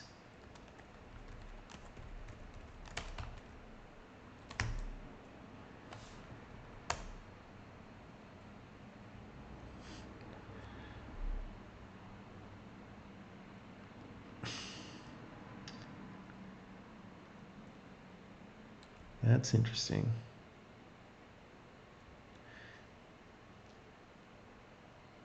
Okay, we actually, in this case, however, we actually need this to be in the scope.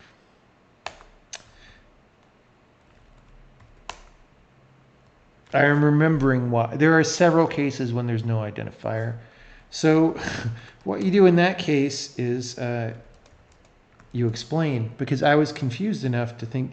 So I explain, and then maybe later I'll know something better about how to factor this.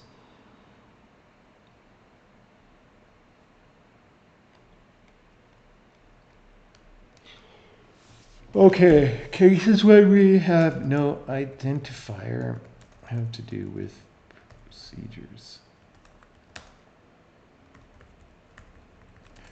Arguments in procedure prototypes. In procedure type declarations that have no name, just the type.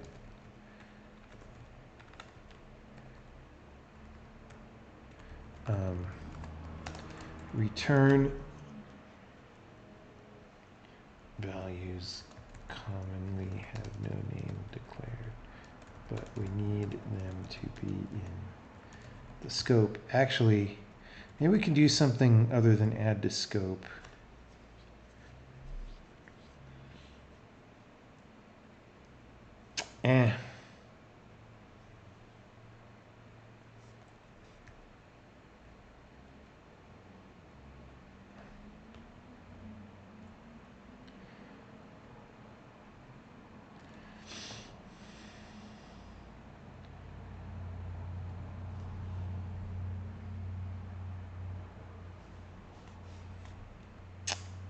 All right, I just wanted to make sure that was justified, and it is for now.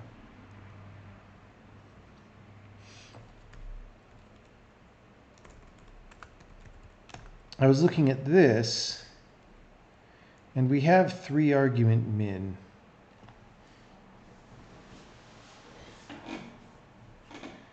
The question is, should I use it here? Is it slower to use var args min? I'm going to use it for a second.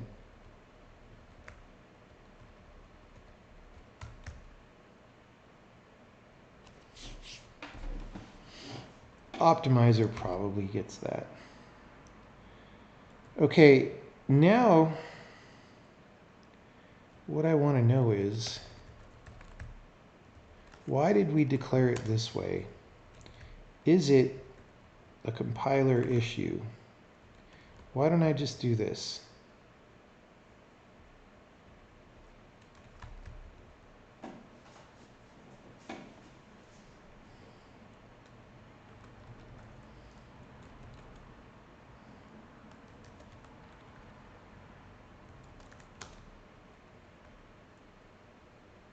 Oh, maybe it's just to make the code simpler.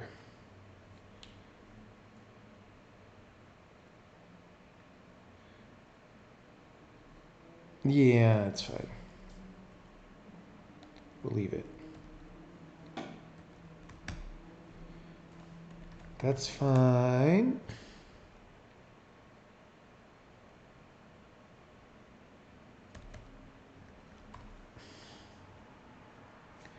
Okay.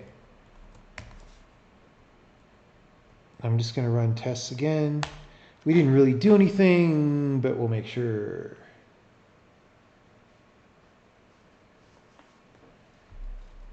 And then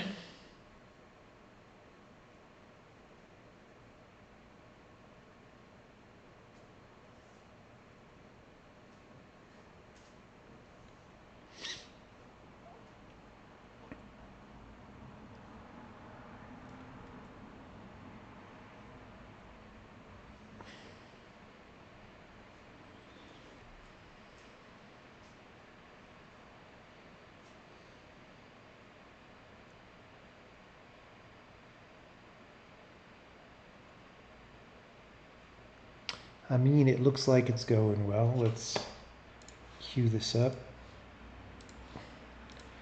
Minor 49er tweaks.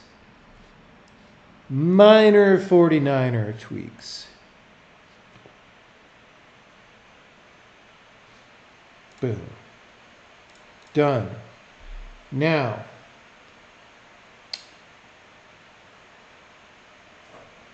let's look at that. For some tests not to fail. I'm getting hungry again. It might be ice cream time. Okay, let's just comment that out. I would love to get rid of that. It's probably going to cause problems, but we'll find out. Maybe it won't. Maybe I fixed the problems. Oh, nope. Nope. There's one.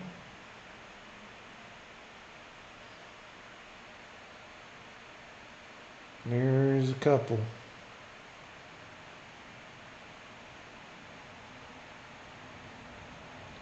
Hungry every stream. I mean, streaming makes me a hungry man. Hungry man. Is it raining? It is the CPU, yes. I mean, it's raining somewhere. On some planet in the galaxy.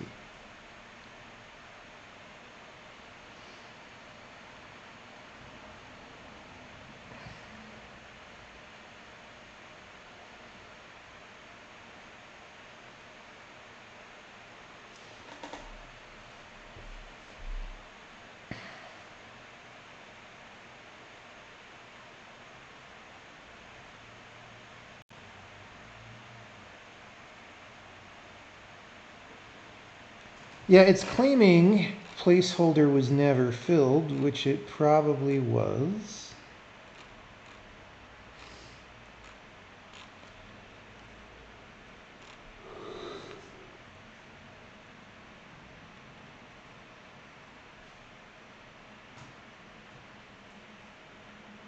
Oh, because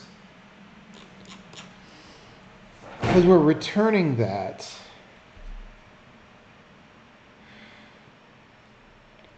Let me try this.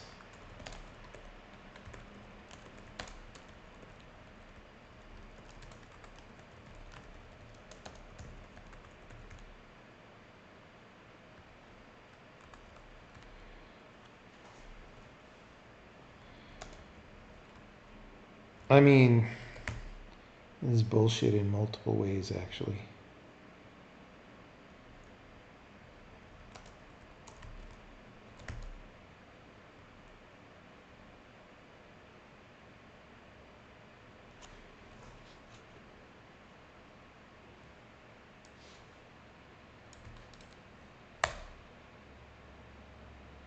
Still doesn't work. Oh, blocked by an inserter now.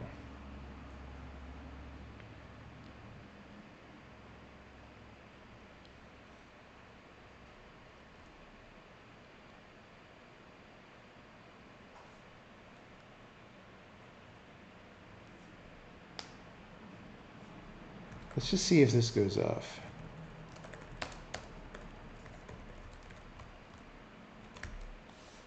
I think it won't. Yeah. So this yield, I mean, maybe we can just get,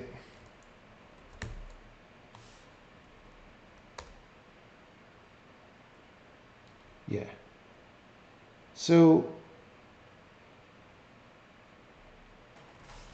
okay, so we can at least make this more specific, which is one step better. Instead of like, why do we have something that's not a declaration? It's at least like, okay, so we're skipping placeholders here.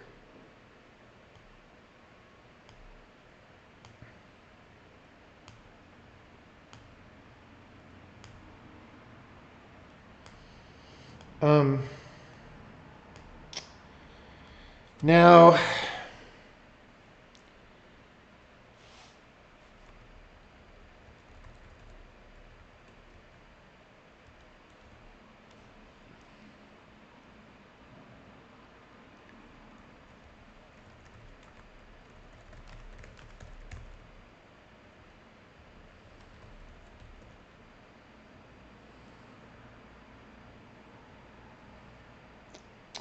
see,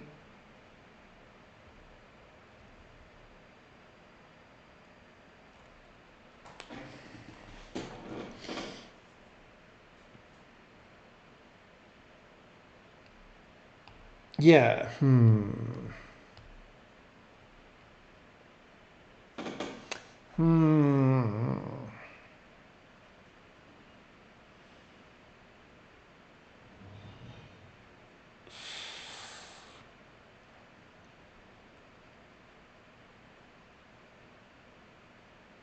I'm actually, when does this happen?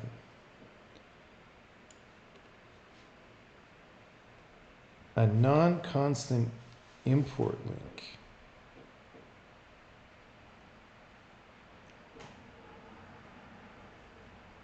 Is that a, see, let's see. Let's make sure. It says it's required for a particular test. Let's try that out.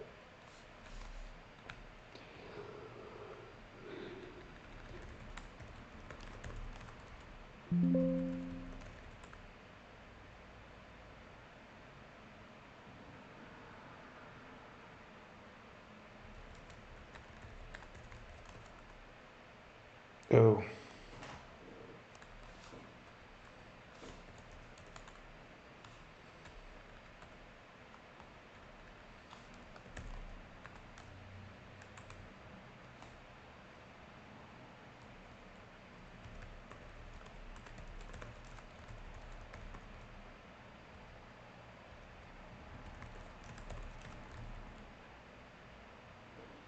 Program.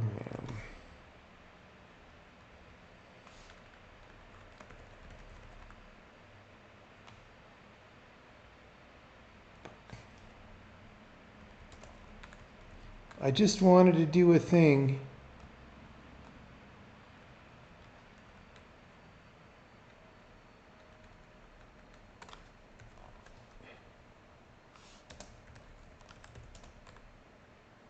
Yeah, okay. So that, I just wanted to verify that this is still needed.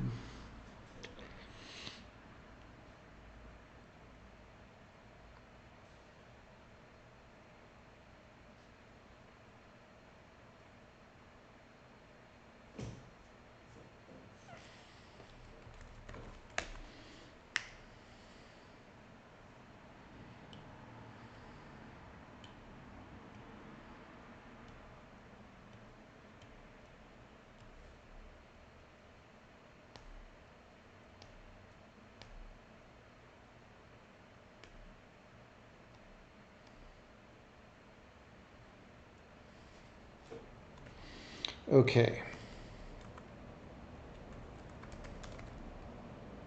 So the problem is we return a placeholder.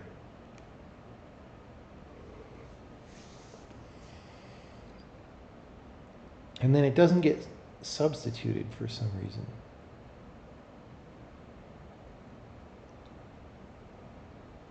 Question is why. All right, so I'm going to see what tests fail with this again. And then we're going to try to pick the simplest one.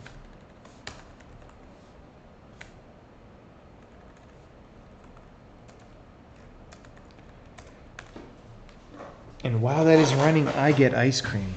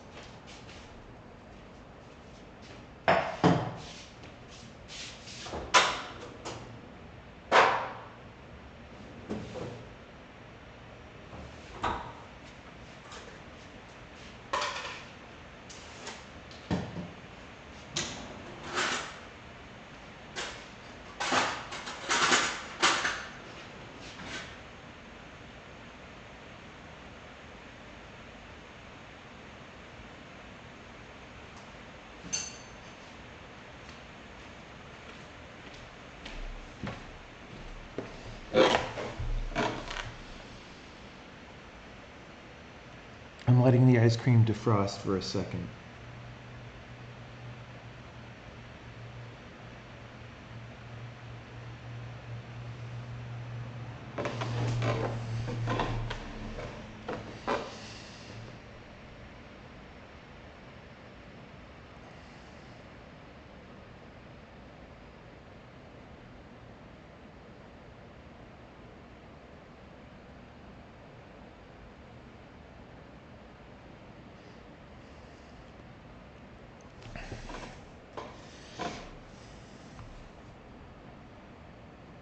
Okay.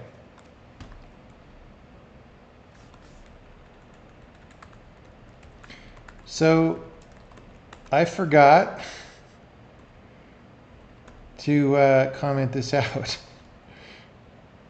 in order to find out what it fails on. That was the point. So we're going to run this again.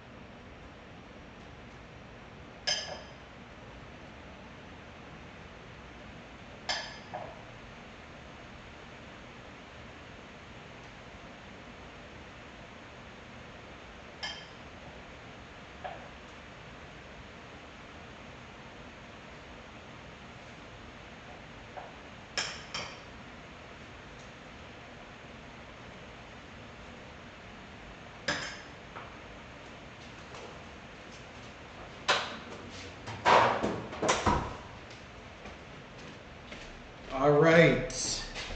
We got our vanilla bean ice cream. Okay, which one of these? iProf is a little complicated, but maybe they're all iProf. They're literally all it's literally one thing.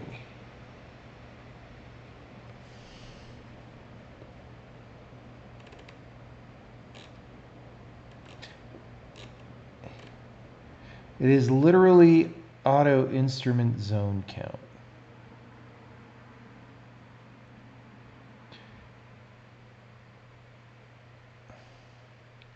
I think it's maybe just because it's file scoped.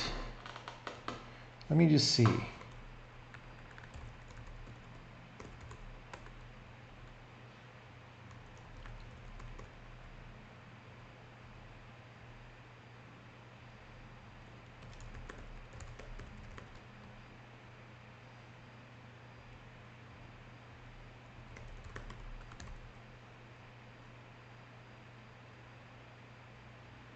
Yeah, I don't think.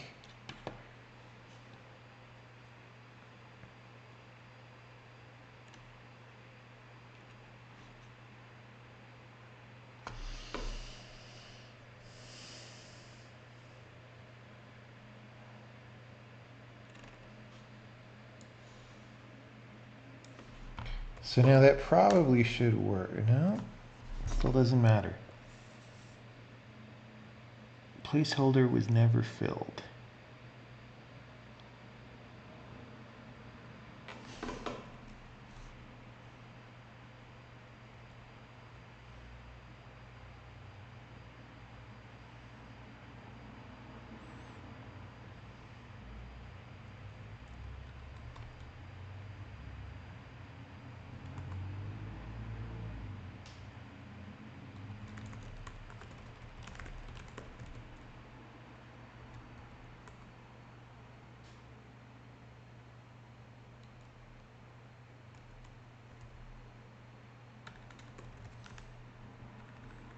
Scope for added declarations.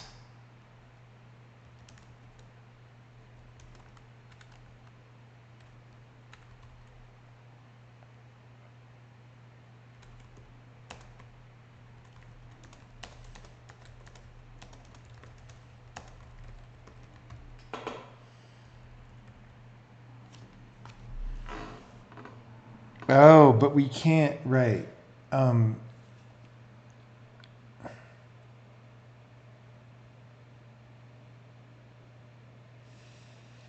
Yeah, it's poke names. That's why. Poke name is a kind of an experimental feature, and it's probably not working correctly with placeholders.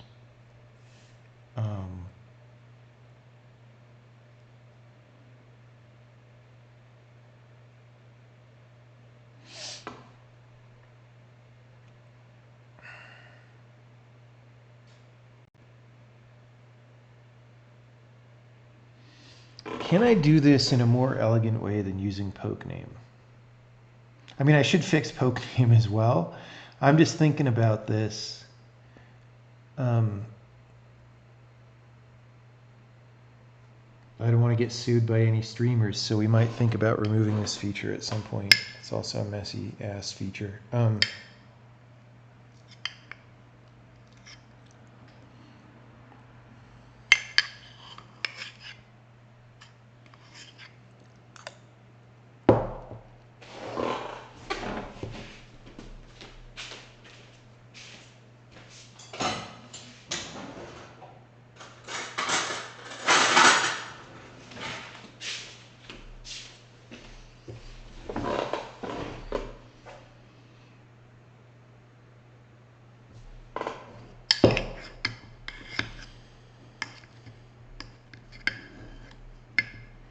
All right.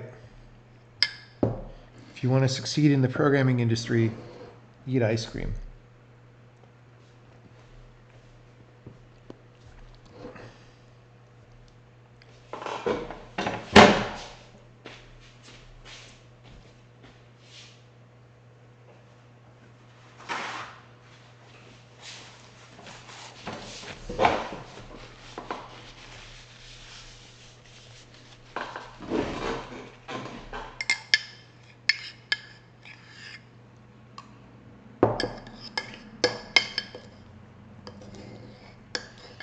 What flavor? Well, I am doing vanilla bean, but I don't know that that flavor is required for success.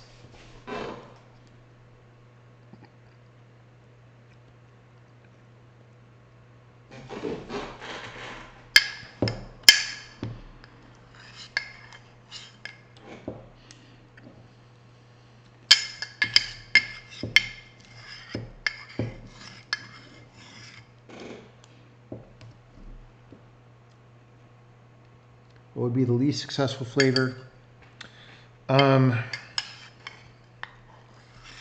Almond milk flavor. No. Oat milk flavor.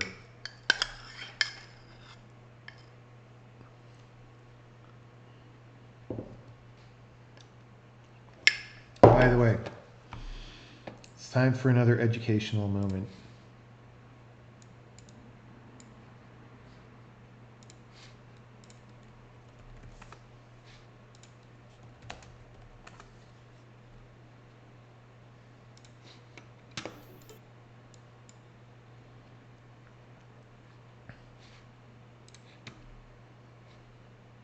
We have to run ads sometimes on the stream to make ends meet. Hi, I'm Aubrey Plaza. You know me as an actress, but I'm also the co-founder of Wood Milk, the world's first and only milk made from wood. Wood Milk started with a simple idea. I saw a tree and I asked myself, can I drink this? As it turns out, the answer is yes, if you make it into milk. Here at Wood Milk Orchards, we grow our trees the old-fashioned way, right out of the ground. And we're certain our eco-friendly, artisanal, free-range wood milk will be the only milk you'll want to drink for the rest of your life. Why? Because you're thirsty, and because you want it. Because you want that wood as your milk. Our wood milk is bottled right here in the forest, which locks in the flavors like oak, cherry, maple, and of course mahogany. And if you can't pick your favorite, that's okay, because they all taste like wood. Now let's take a look at how wood milk is born. Not born, exactly. More like squished into a slime that's legal to sell. If a tree falls in the forest, can you make milk out of it? Now it's time to enjoy the fruits of our efforts. Not fruits, wood.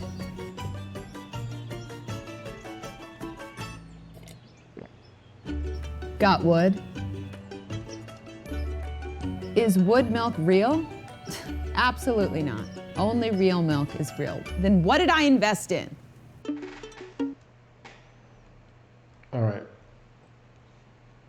Educational content.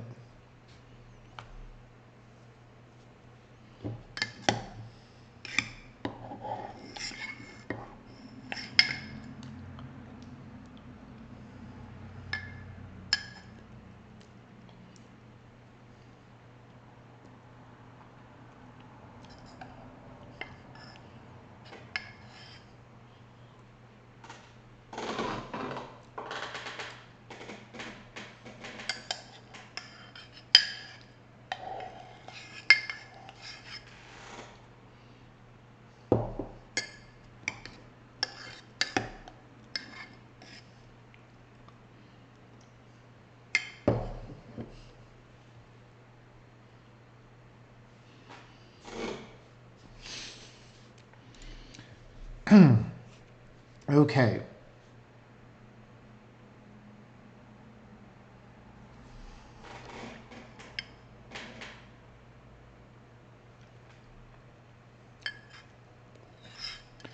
So I think the problem is poke name is either not finding the placeholder or simply doesn't care.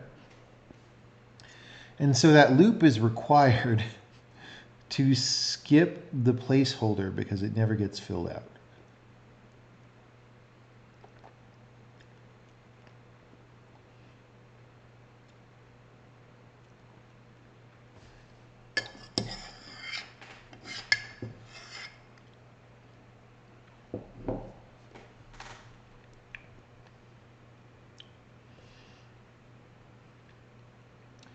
Now, ideally, we would have a directive that puts us into that scope, but I don't actually. Let's just fix poke name for now.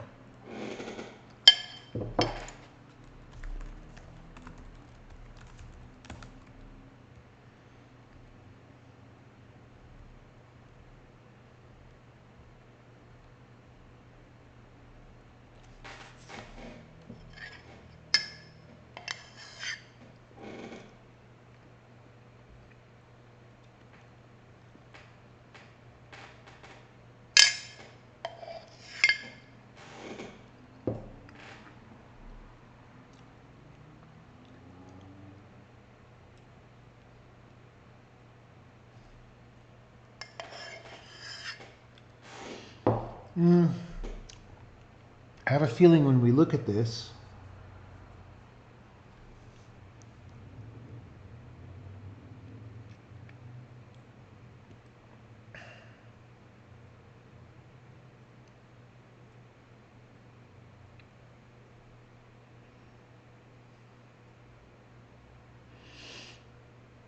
okay, I think if we just do this,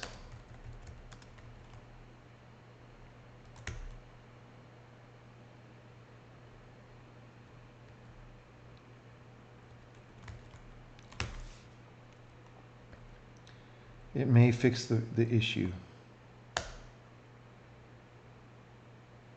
Nope.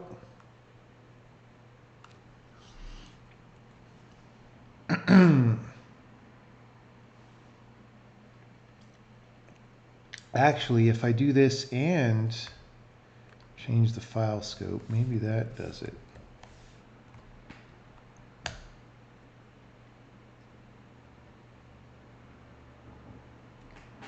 Still nope.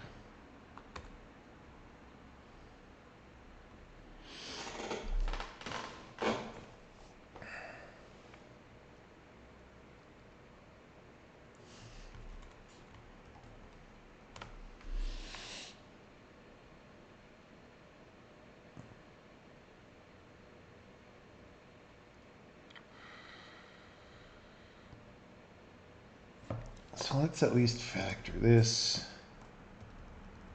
to here, because that's the scope part.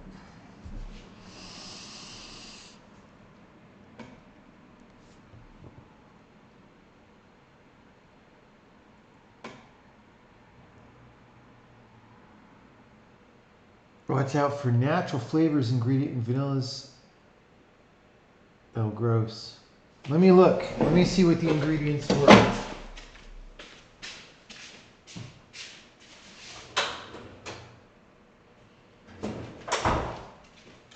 Ingredients.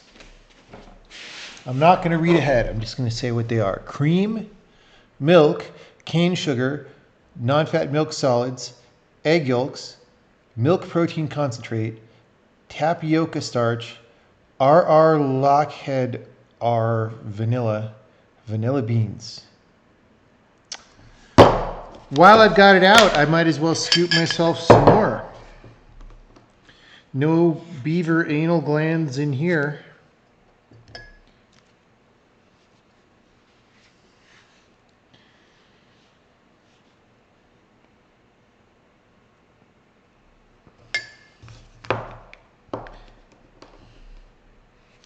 Yeah, dude, there's so much disgusting food ingredients that people don't know about. Like the carmine red or whatever that is. That is going to be the #1 use of like Google Glass plus large language models. Actually, the #1 use is going to be snooping on people. But the #2 use is there anything disgusting in this food?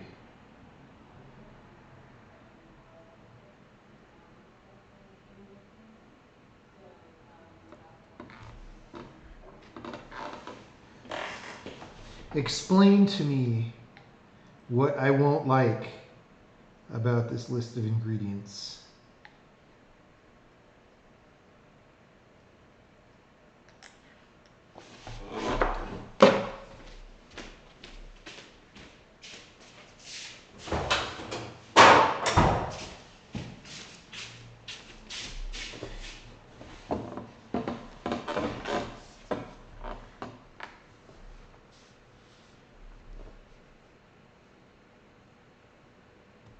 Is that why European food is so bland? Not enough bugs? You have not been listening to Klaus Schwab. All of Europe is buying in to the Great Reset, where you will eat bugs because it has less of an impact on the climate.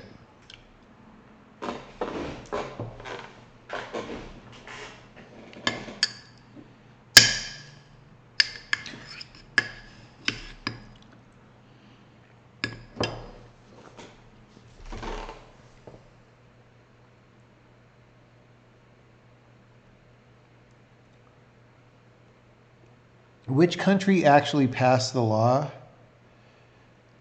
that you're not allowed to put bug meal in flour? Was it Italy? Because like they know that's coming down the pipe. Let's find this out.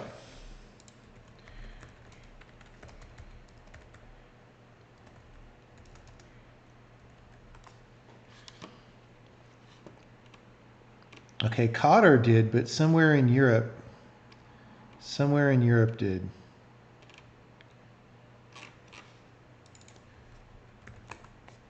Flour. Italy, that's right. See, I didn't make it up. So Italy is like, holy shit, the EU is pushing insect protein, and that's going to ruin us as a country. So we're going to ban it.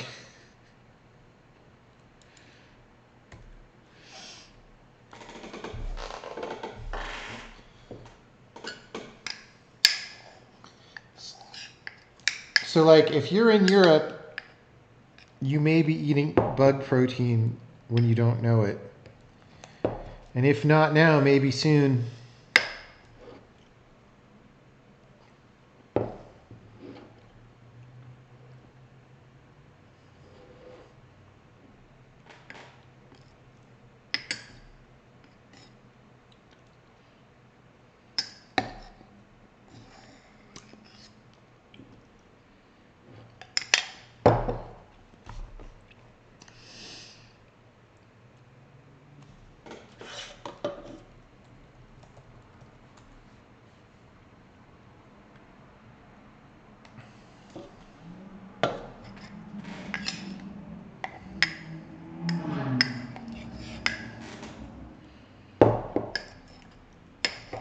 Dude, the ice cream is so good.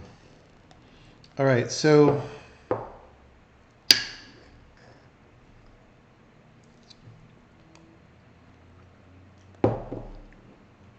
we have this poke name.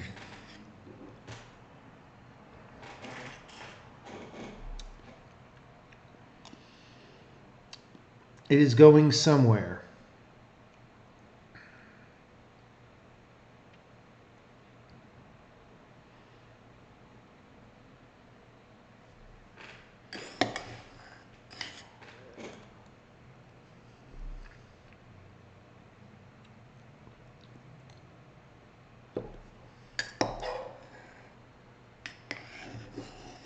I wish to understand better how we are missing.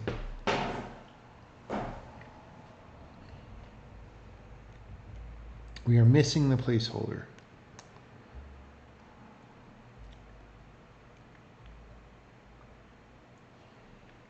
But it's not in file scope, I don't think. Maybe it is.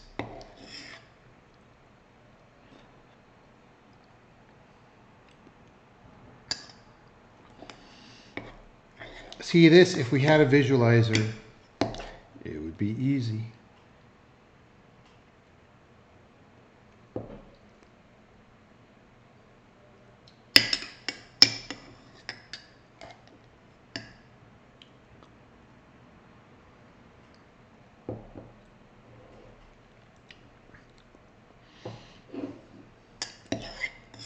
Vanilla bean ice cream.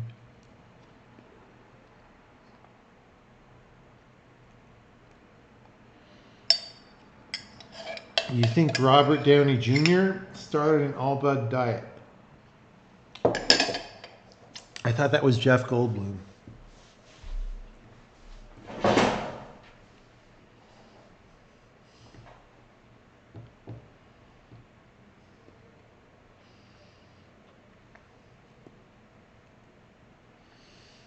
How many people know what movie that is? It did make Jeff very strong, yes. It's true.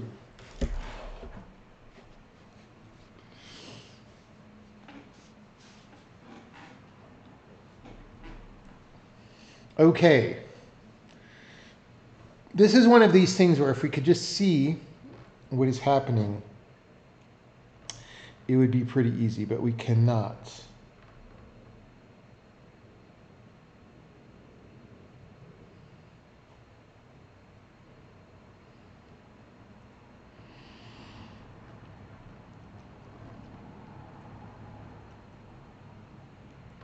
I mean, I could factor out that debug code that we had earlier.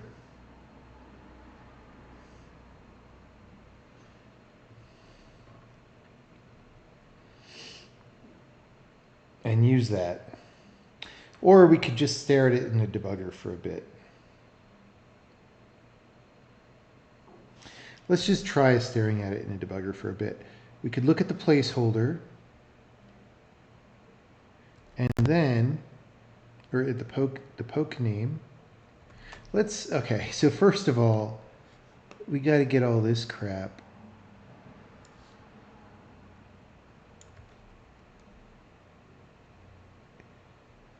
Wait, can I get rid of the dash modules? Does it still work? Yes. Okay, so we get this in debugger.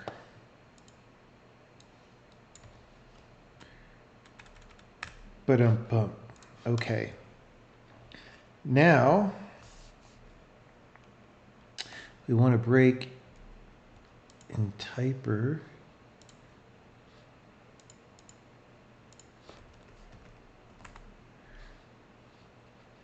Like here.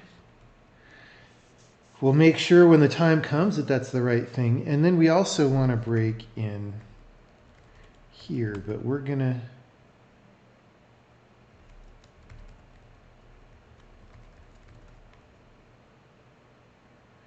right.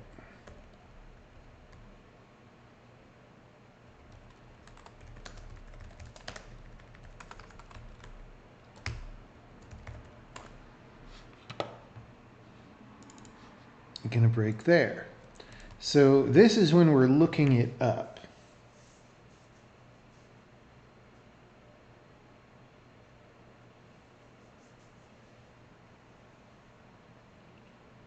I think we have other breakpoints slowing ourselves. Oh, look at all these. Let's get rid of those. Okay. So we're looking it up first.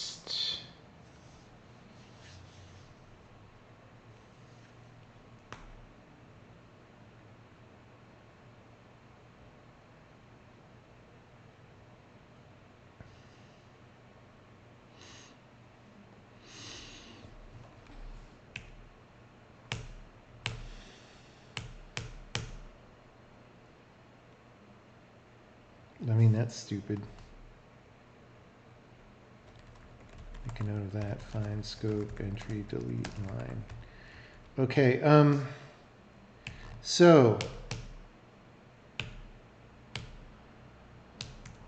if it's a placeholder, we're going to sleep yield on that shit.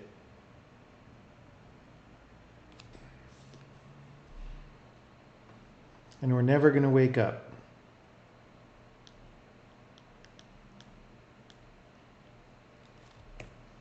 Okay, now we look up another ident and another one and another one and another one. All right. So here, let's Let's make sure what line, oh, we don't, this is an added string, right? So, named poke. Auto instrument zone count, awesome. Okay, so now we're going to add this to the scope.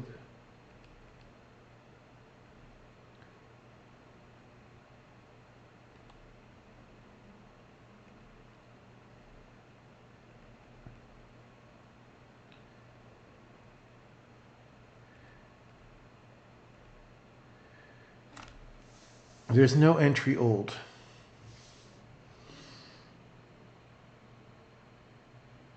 So we missed, like that's, yeah, that's obvious. So what is the scope?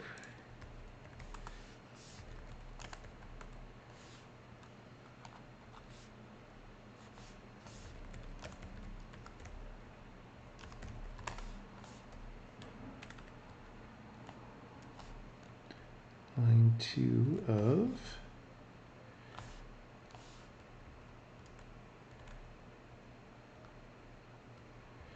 test regression broken array cast import.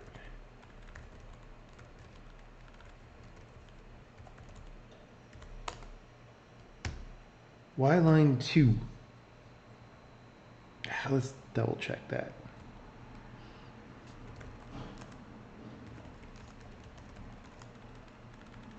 First bucket data 2. Test regret. Oh.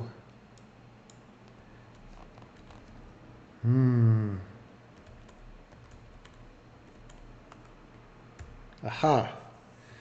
Yes, so we're importing iProf. It's the module scope, I guess. So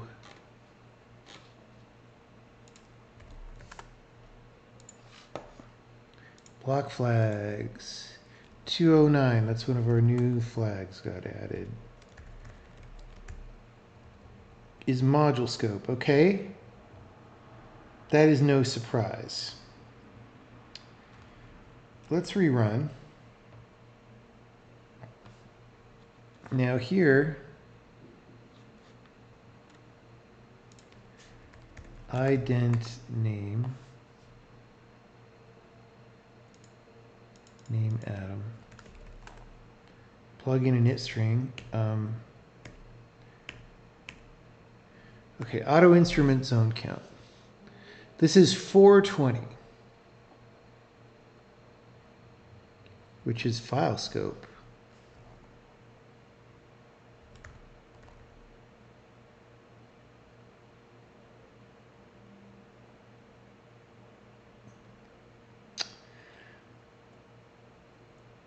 Wait. No, that's the line number. What am I doing?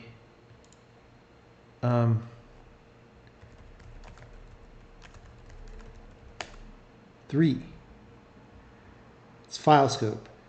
Yes. So, oh, you know what? I think this was quite possibly me being really dumb.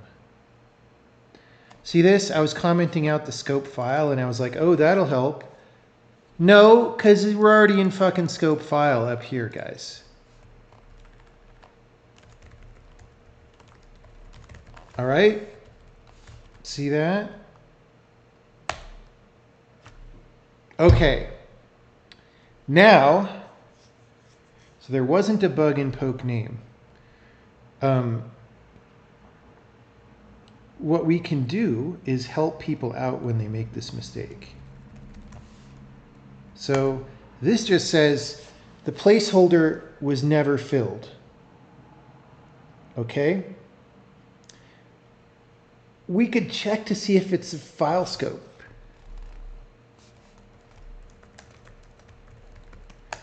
And if it is,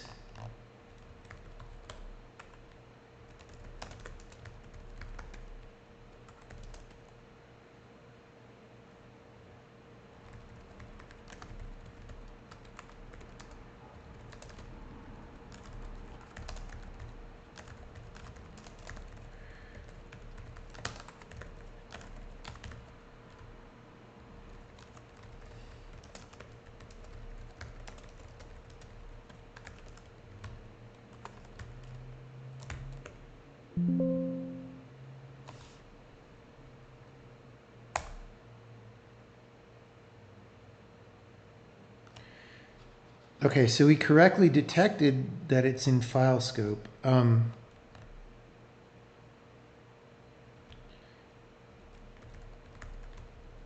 This placeholder is in file scope. Okay. Now we want to detect whether a declaration was added to a parent scope.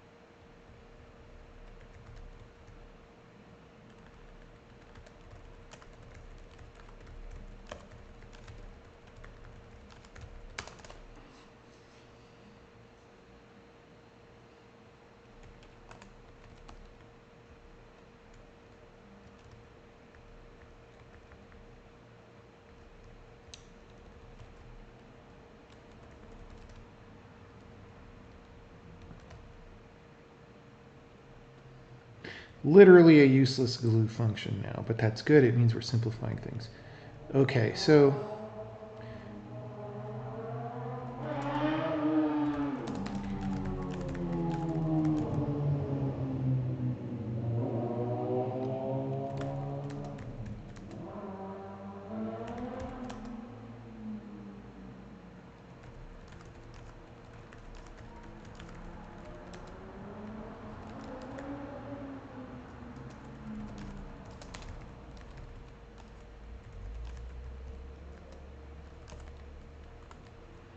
okay. So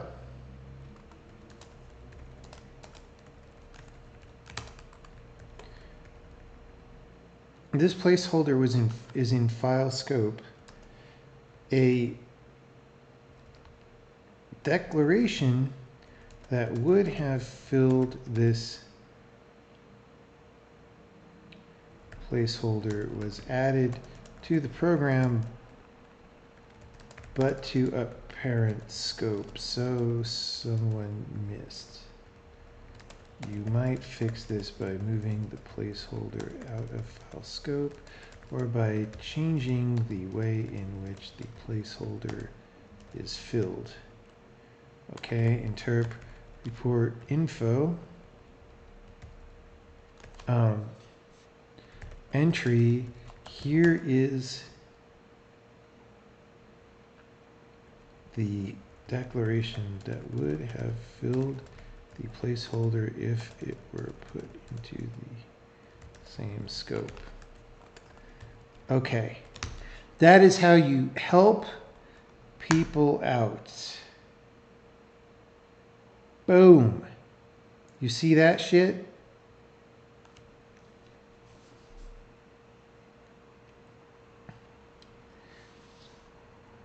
This placeholder is in file scope. A declaration that would have filled this placeholder was added to the program, but to a parent scope. Here is a declaration that would have filled the placeholder if it were put into the same scope.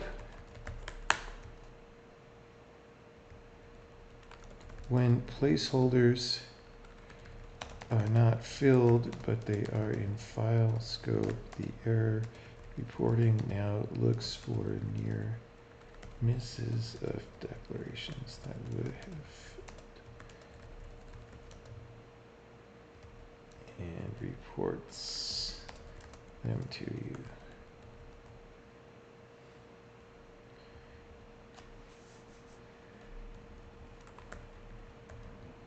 In error reports concerning placeholders that were not filled, if they are in file scope, the reporting blah blah blah blah blah.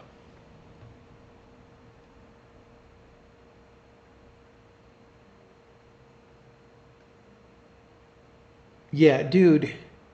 Like, even, like, that was so easy for me to do. It just took 5-10 minutes. I don't know. Even if one person ever hits this error message, I'd probably save that person more than 10 minutes. Think about 100 people hitting this error message. Think about 1,000 people hitting this error message, right? It scales so fast. If I didn't screw up other stuff in the program. Oh, you know what? I got to put, so,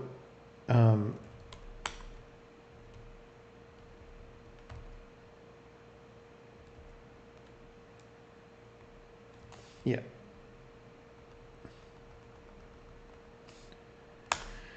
We need to put those in the right place so they could be found. 1 billion people. I don't know that 1 billion people will use this programming language. Maybe. Maybe. But if I were to bet, I would bet that fewer than 1 billion people will program in this language.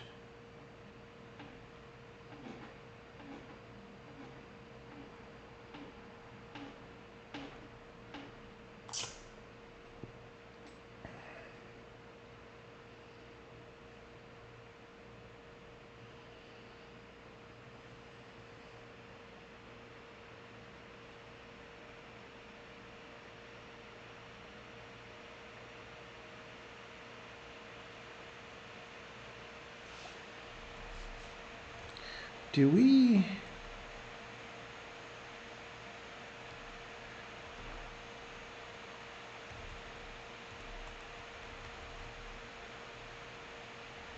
Okay, I forgot to add the tree map sample. I was wondering about that.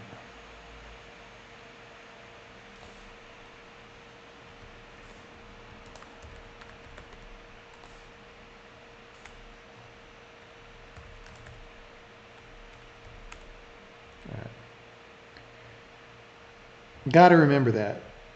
It's about time to deliver value to the people. I might do that after logging off tonight. Okay, so we passed those tests. Do we? Wait.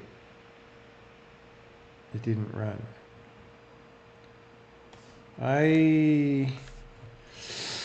I'm going to run those. I don't think those ran.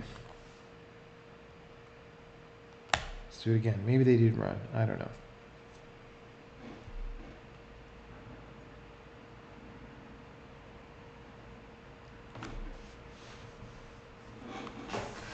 Okay.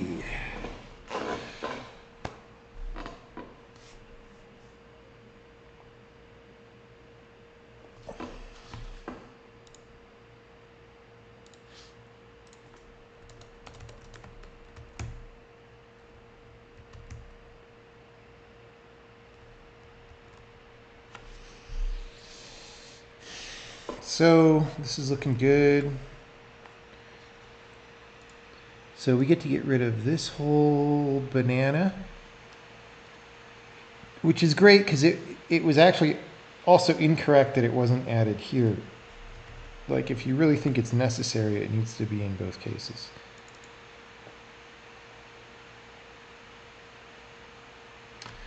Oh.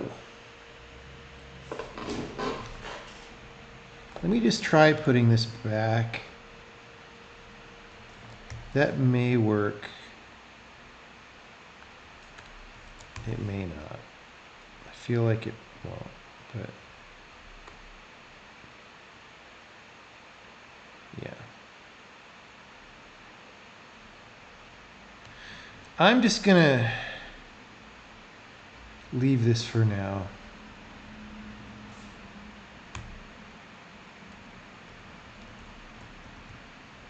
Nobody uses this directive but me, so. Poke name has been changed to put things into the module scope instead of the import scope so that placeholders in the module can be correctly filled. That was like a weird invisible problem that was being worked around by some extra complicated if statement that shouldn't have been there. And that's exactly the kind of thing I'm going through and cleaning out.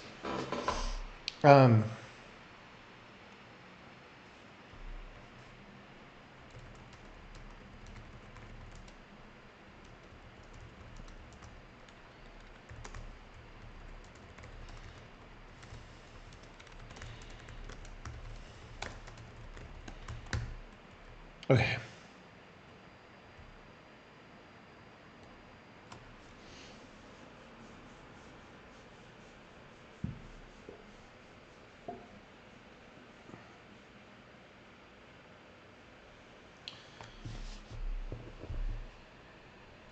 No, I mean, I think, like, again, when I add people to the beta and whatever, they're welcome to have whatever opinions they have, good or bad or anything. It's just on very rare occasions,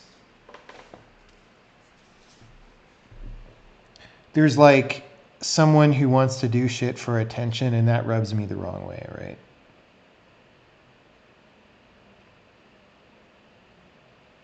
But maybe that's part of being on the internet as well.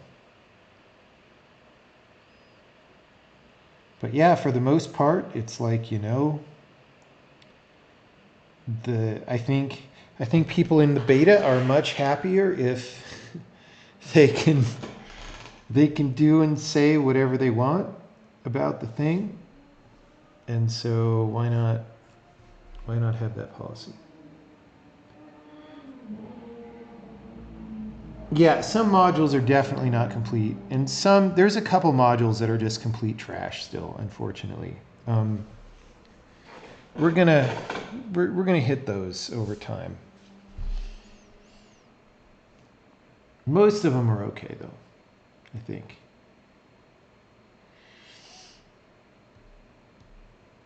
So,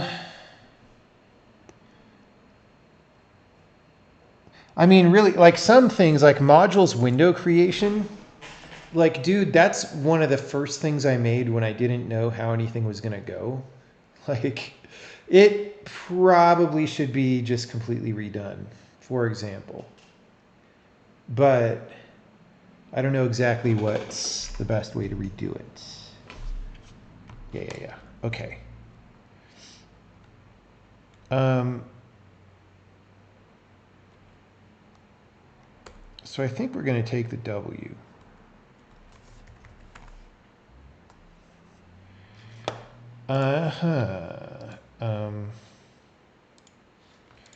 Fix a goofy workaround for a placeholder issue in a module. Add helpful error reporting for placeholders. That I feel good about this because we got rid of a couple elements of Craft, and then I got rid of some other ones before the stream.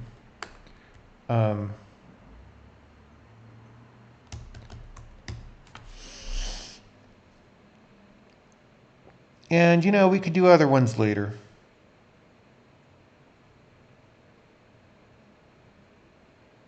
I don't want to do anything else heavyweight because it's getting kind of late, but what we could do. So I wanted to go through this for a second.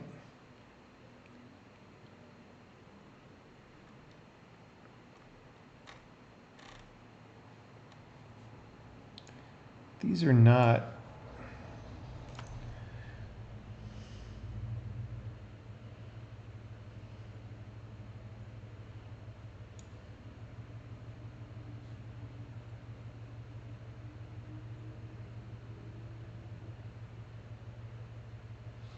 This is not unnecessary, that's wrong.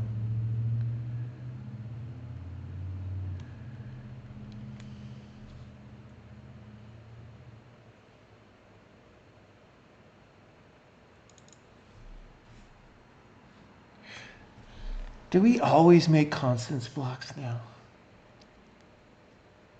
I think we do.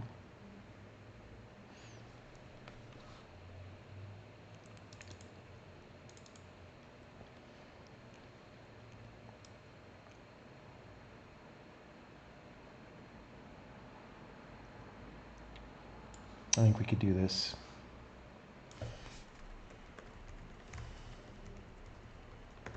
See, I added this index statement, index unnecessary, afterward. So assuming this works,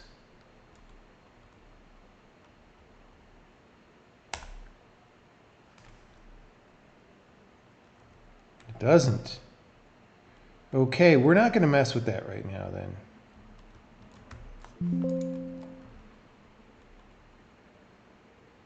I'm just not in the mood to figure. It's like if it was an easy clap, we could do it right now. But if it's not, no worries. All right.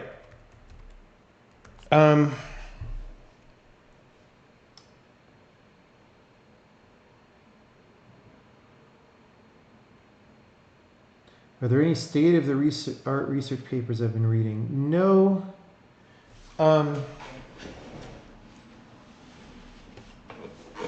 No.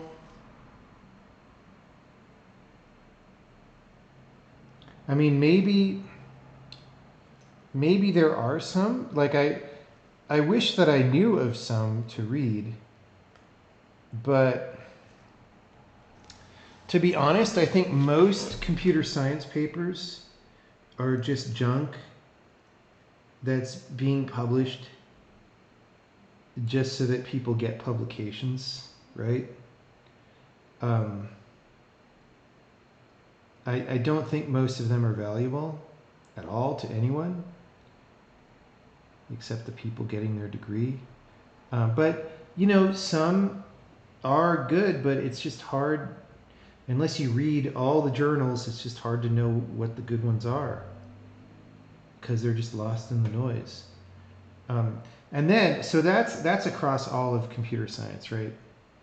And then there's an additional problem with compilers specifically,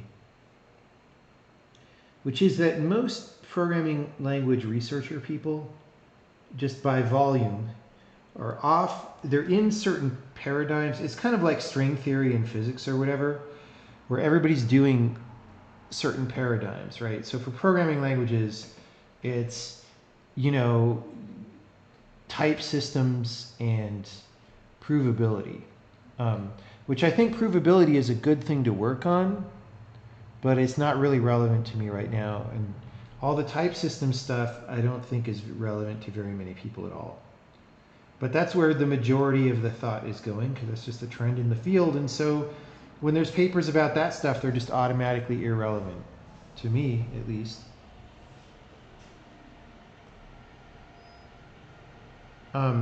So yeah, I don't know of good research papers for the most part. And then sometimes you read a paper. Actually, the last paper I read was from industry, right? And it was about how thread sanitizer works. And I had the impression that thread sanitizer was like a formalized analytical tool.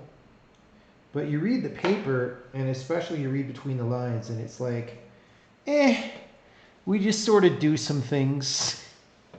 You know, it's pretty funny. It's like, yeah, we just wing it. But it was a useful paper to read. But that didn't come out of academia at all, I don't think. Someone who's going to be writing research papers in a few years, I'm sorry. Do you have any advice how to write genuinely useful papers? I mean, okay, advice number one is there's this kind of bullshit overly verbose language that everybody writes in because it's just the ambient language of research papers, and because people want to seem smart, so they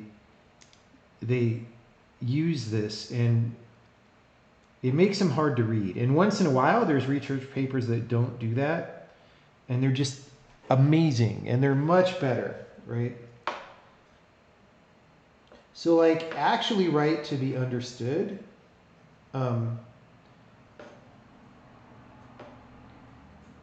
Don't try to explain your thing. Don't try to sell your thing. Like all of these fucking so-called research papers are like trying to sell you something, and you know the thing they're trying to sell you is mostly mediocre. So you differentiate yourself by not doing that actually.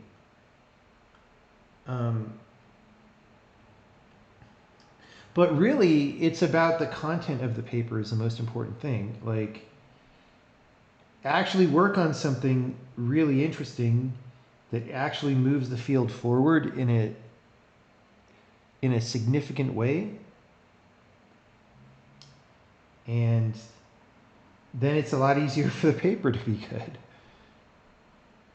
You have to sell to get published. I don't think that's as true as people think it is. Right? It's like, you know, it's like in video games. It's like, oh, you have to make the game people want so that they buy it. It's like, not really. You make something good and usually people will buy it. I think it's the same with research papers. Like, dude, I bet you that 80 to 90% of reviewers of these papers are fucking tired of the stupid ass generic language that and the not bothering to explain things well and the trying to hide the deficiencies of your thing in abstruse language, right? They like it actually when things are clearer, I'm sure.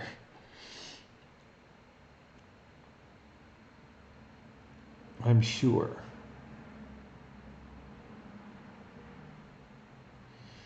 You wonder if ChatGPT can reduce the papers to straightforward language. It certainly could summarize them, right? You just have to worry about how accurate the summary is. Okay, I did this one too.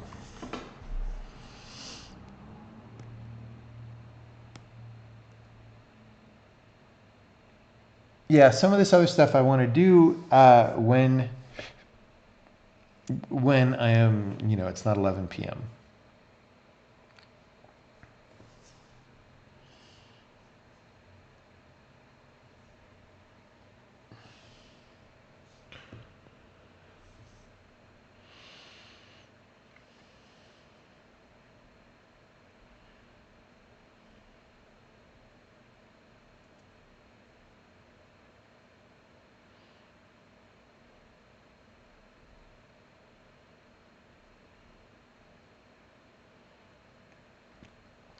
Yeah, I mean, don't get a bad advisor because your advisor is going to have a strong say in what you end up I mean, depending on where you're at, I guess, but a lot of the time your advisor just like puts you on projects.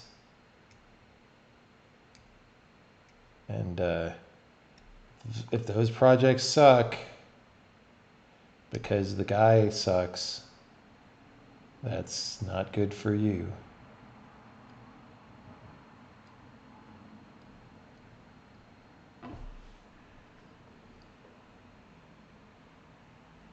I've always disliked jargon. Yeah, I mean, jargon is one problem, but I'm even just talking about how the sentences are written. You know? They're not written to be engaging or connect you very efficiently with understanding. They're written to like be boilerplate and talk in a very boring way that's become traditional. Again, usually. Once in a while, you read a paper that doesn't do that, and you're like, wow, this is great.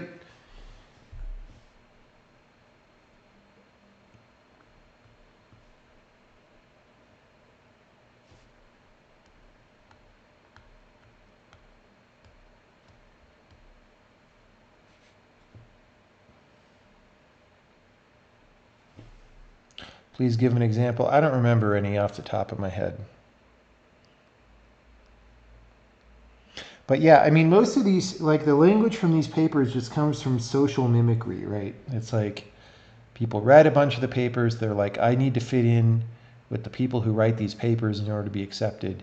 And so you mimic the language that you saw, and it just keeps degrading over time, right? No room to be obtuse on Twitter. There is now if you pay for the blue check. Can write hella long tweets. All right, everybody, I'm going to sign off. Thanks for coming by. This was a good session. I think I'm going to ship the beta to the people next. Thanks, everyone, and I'll see you later.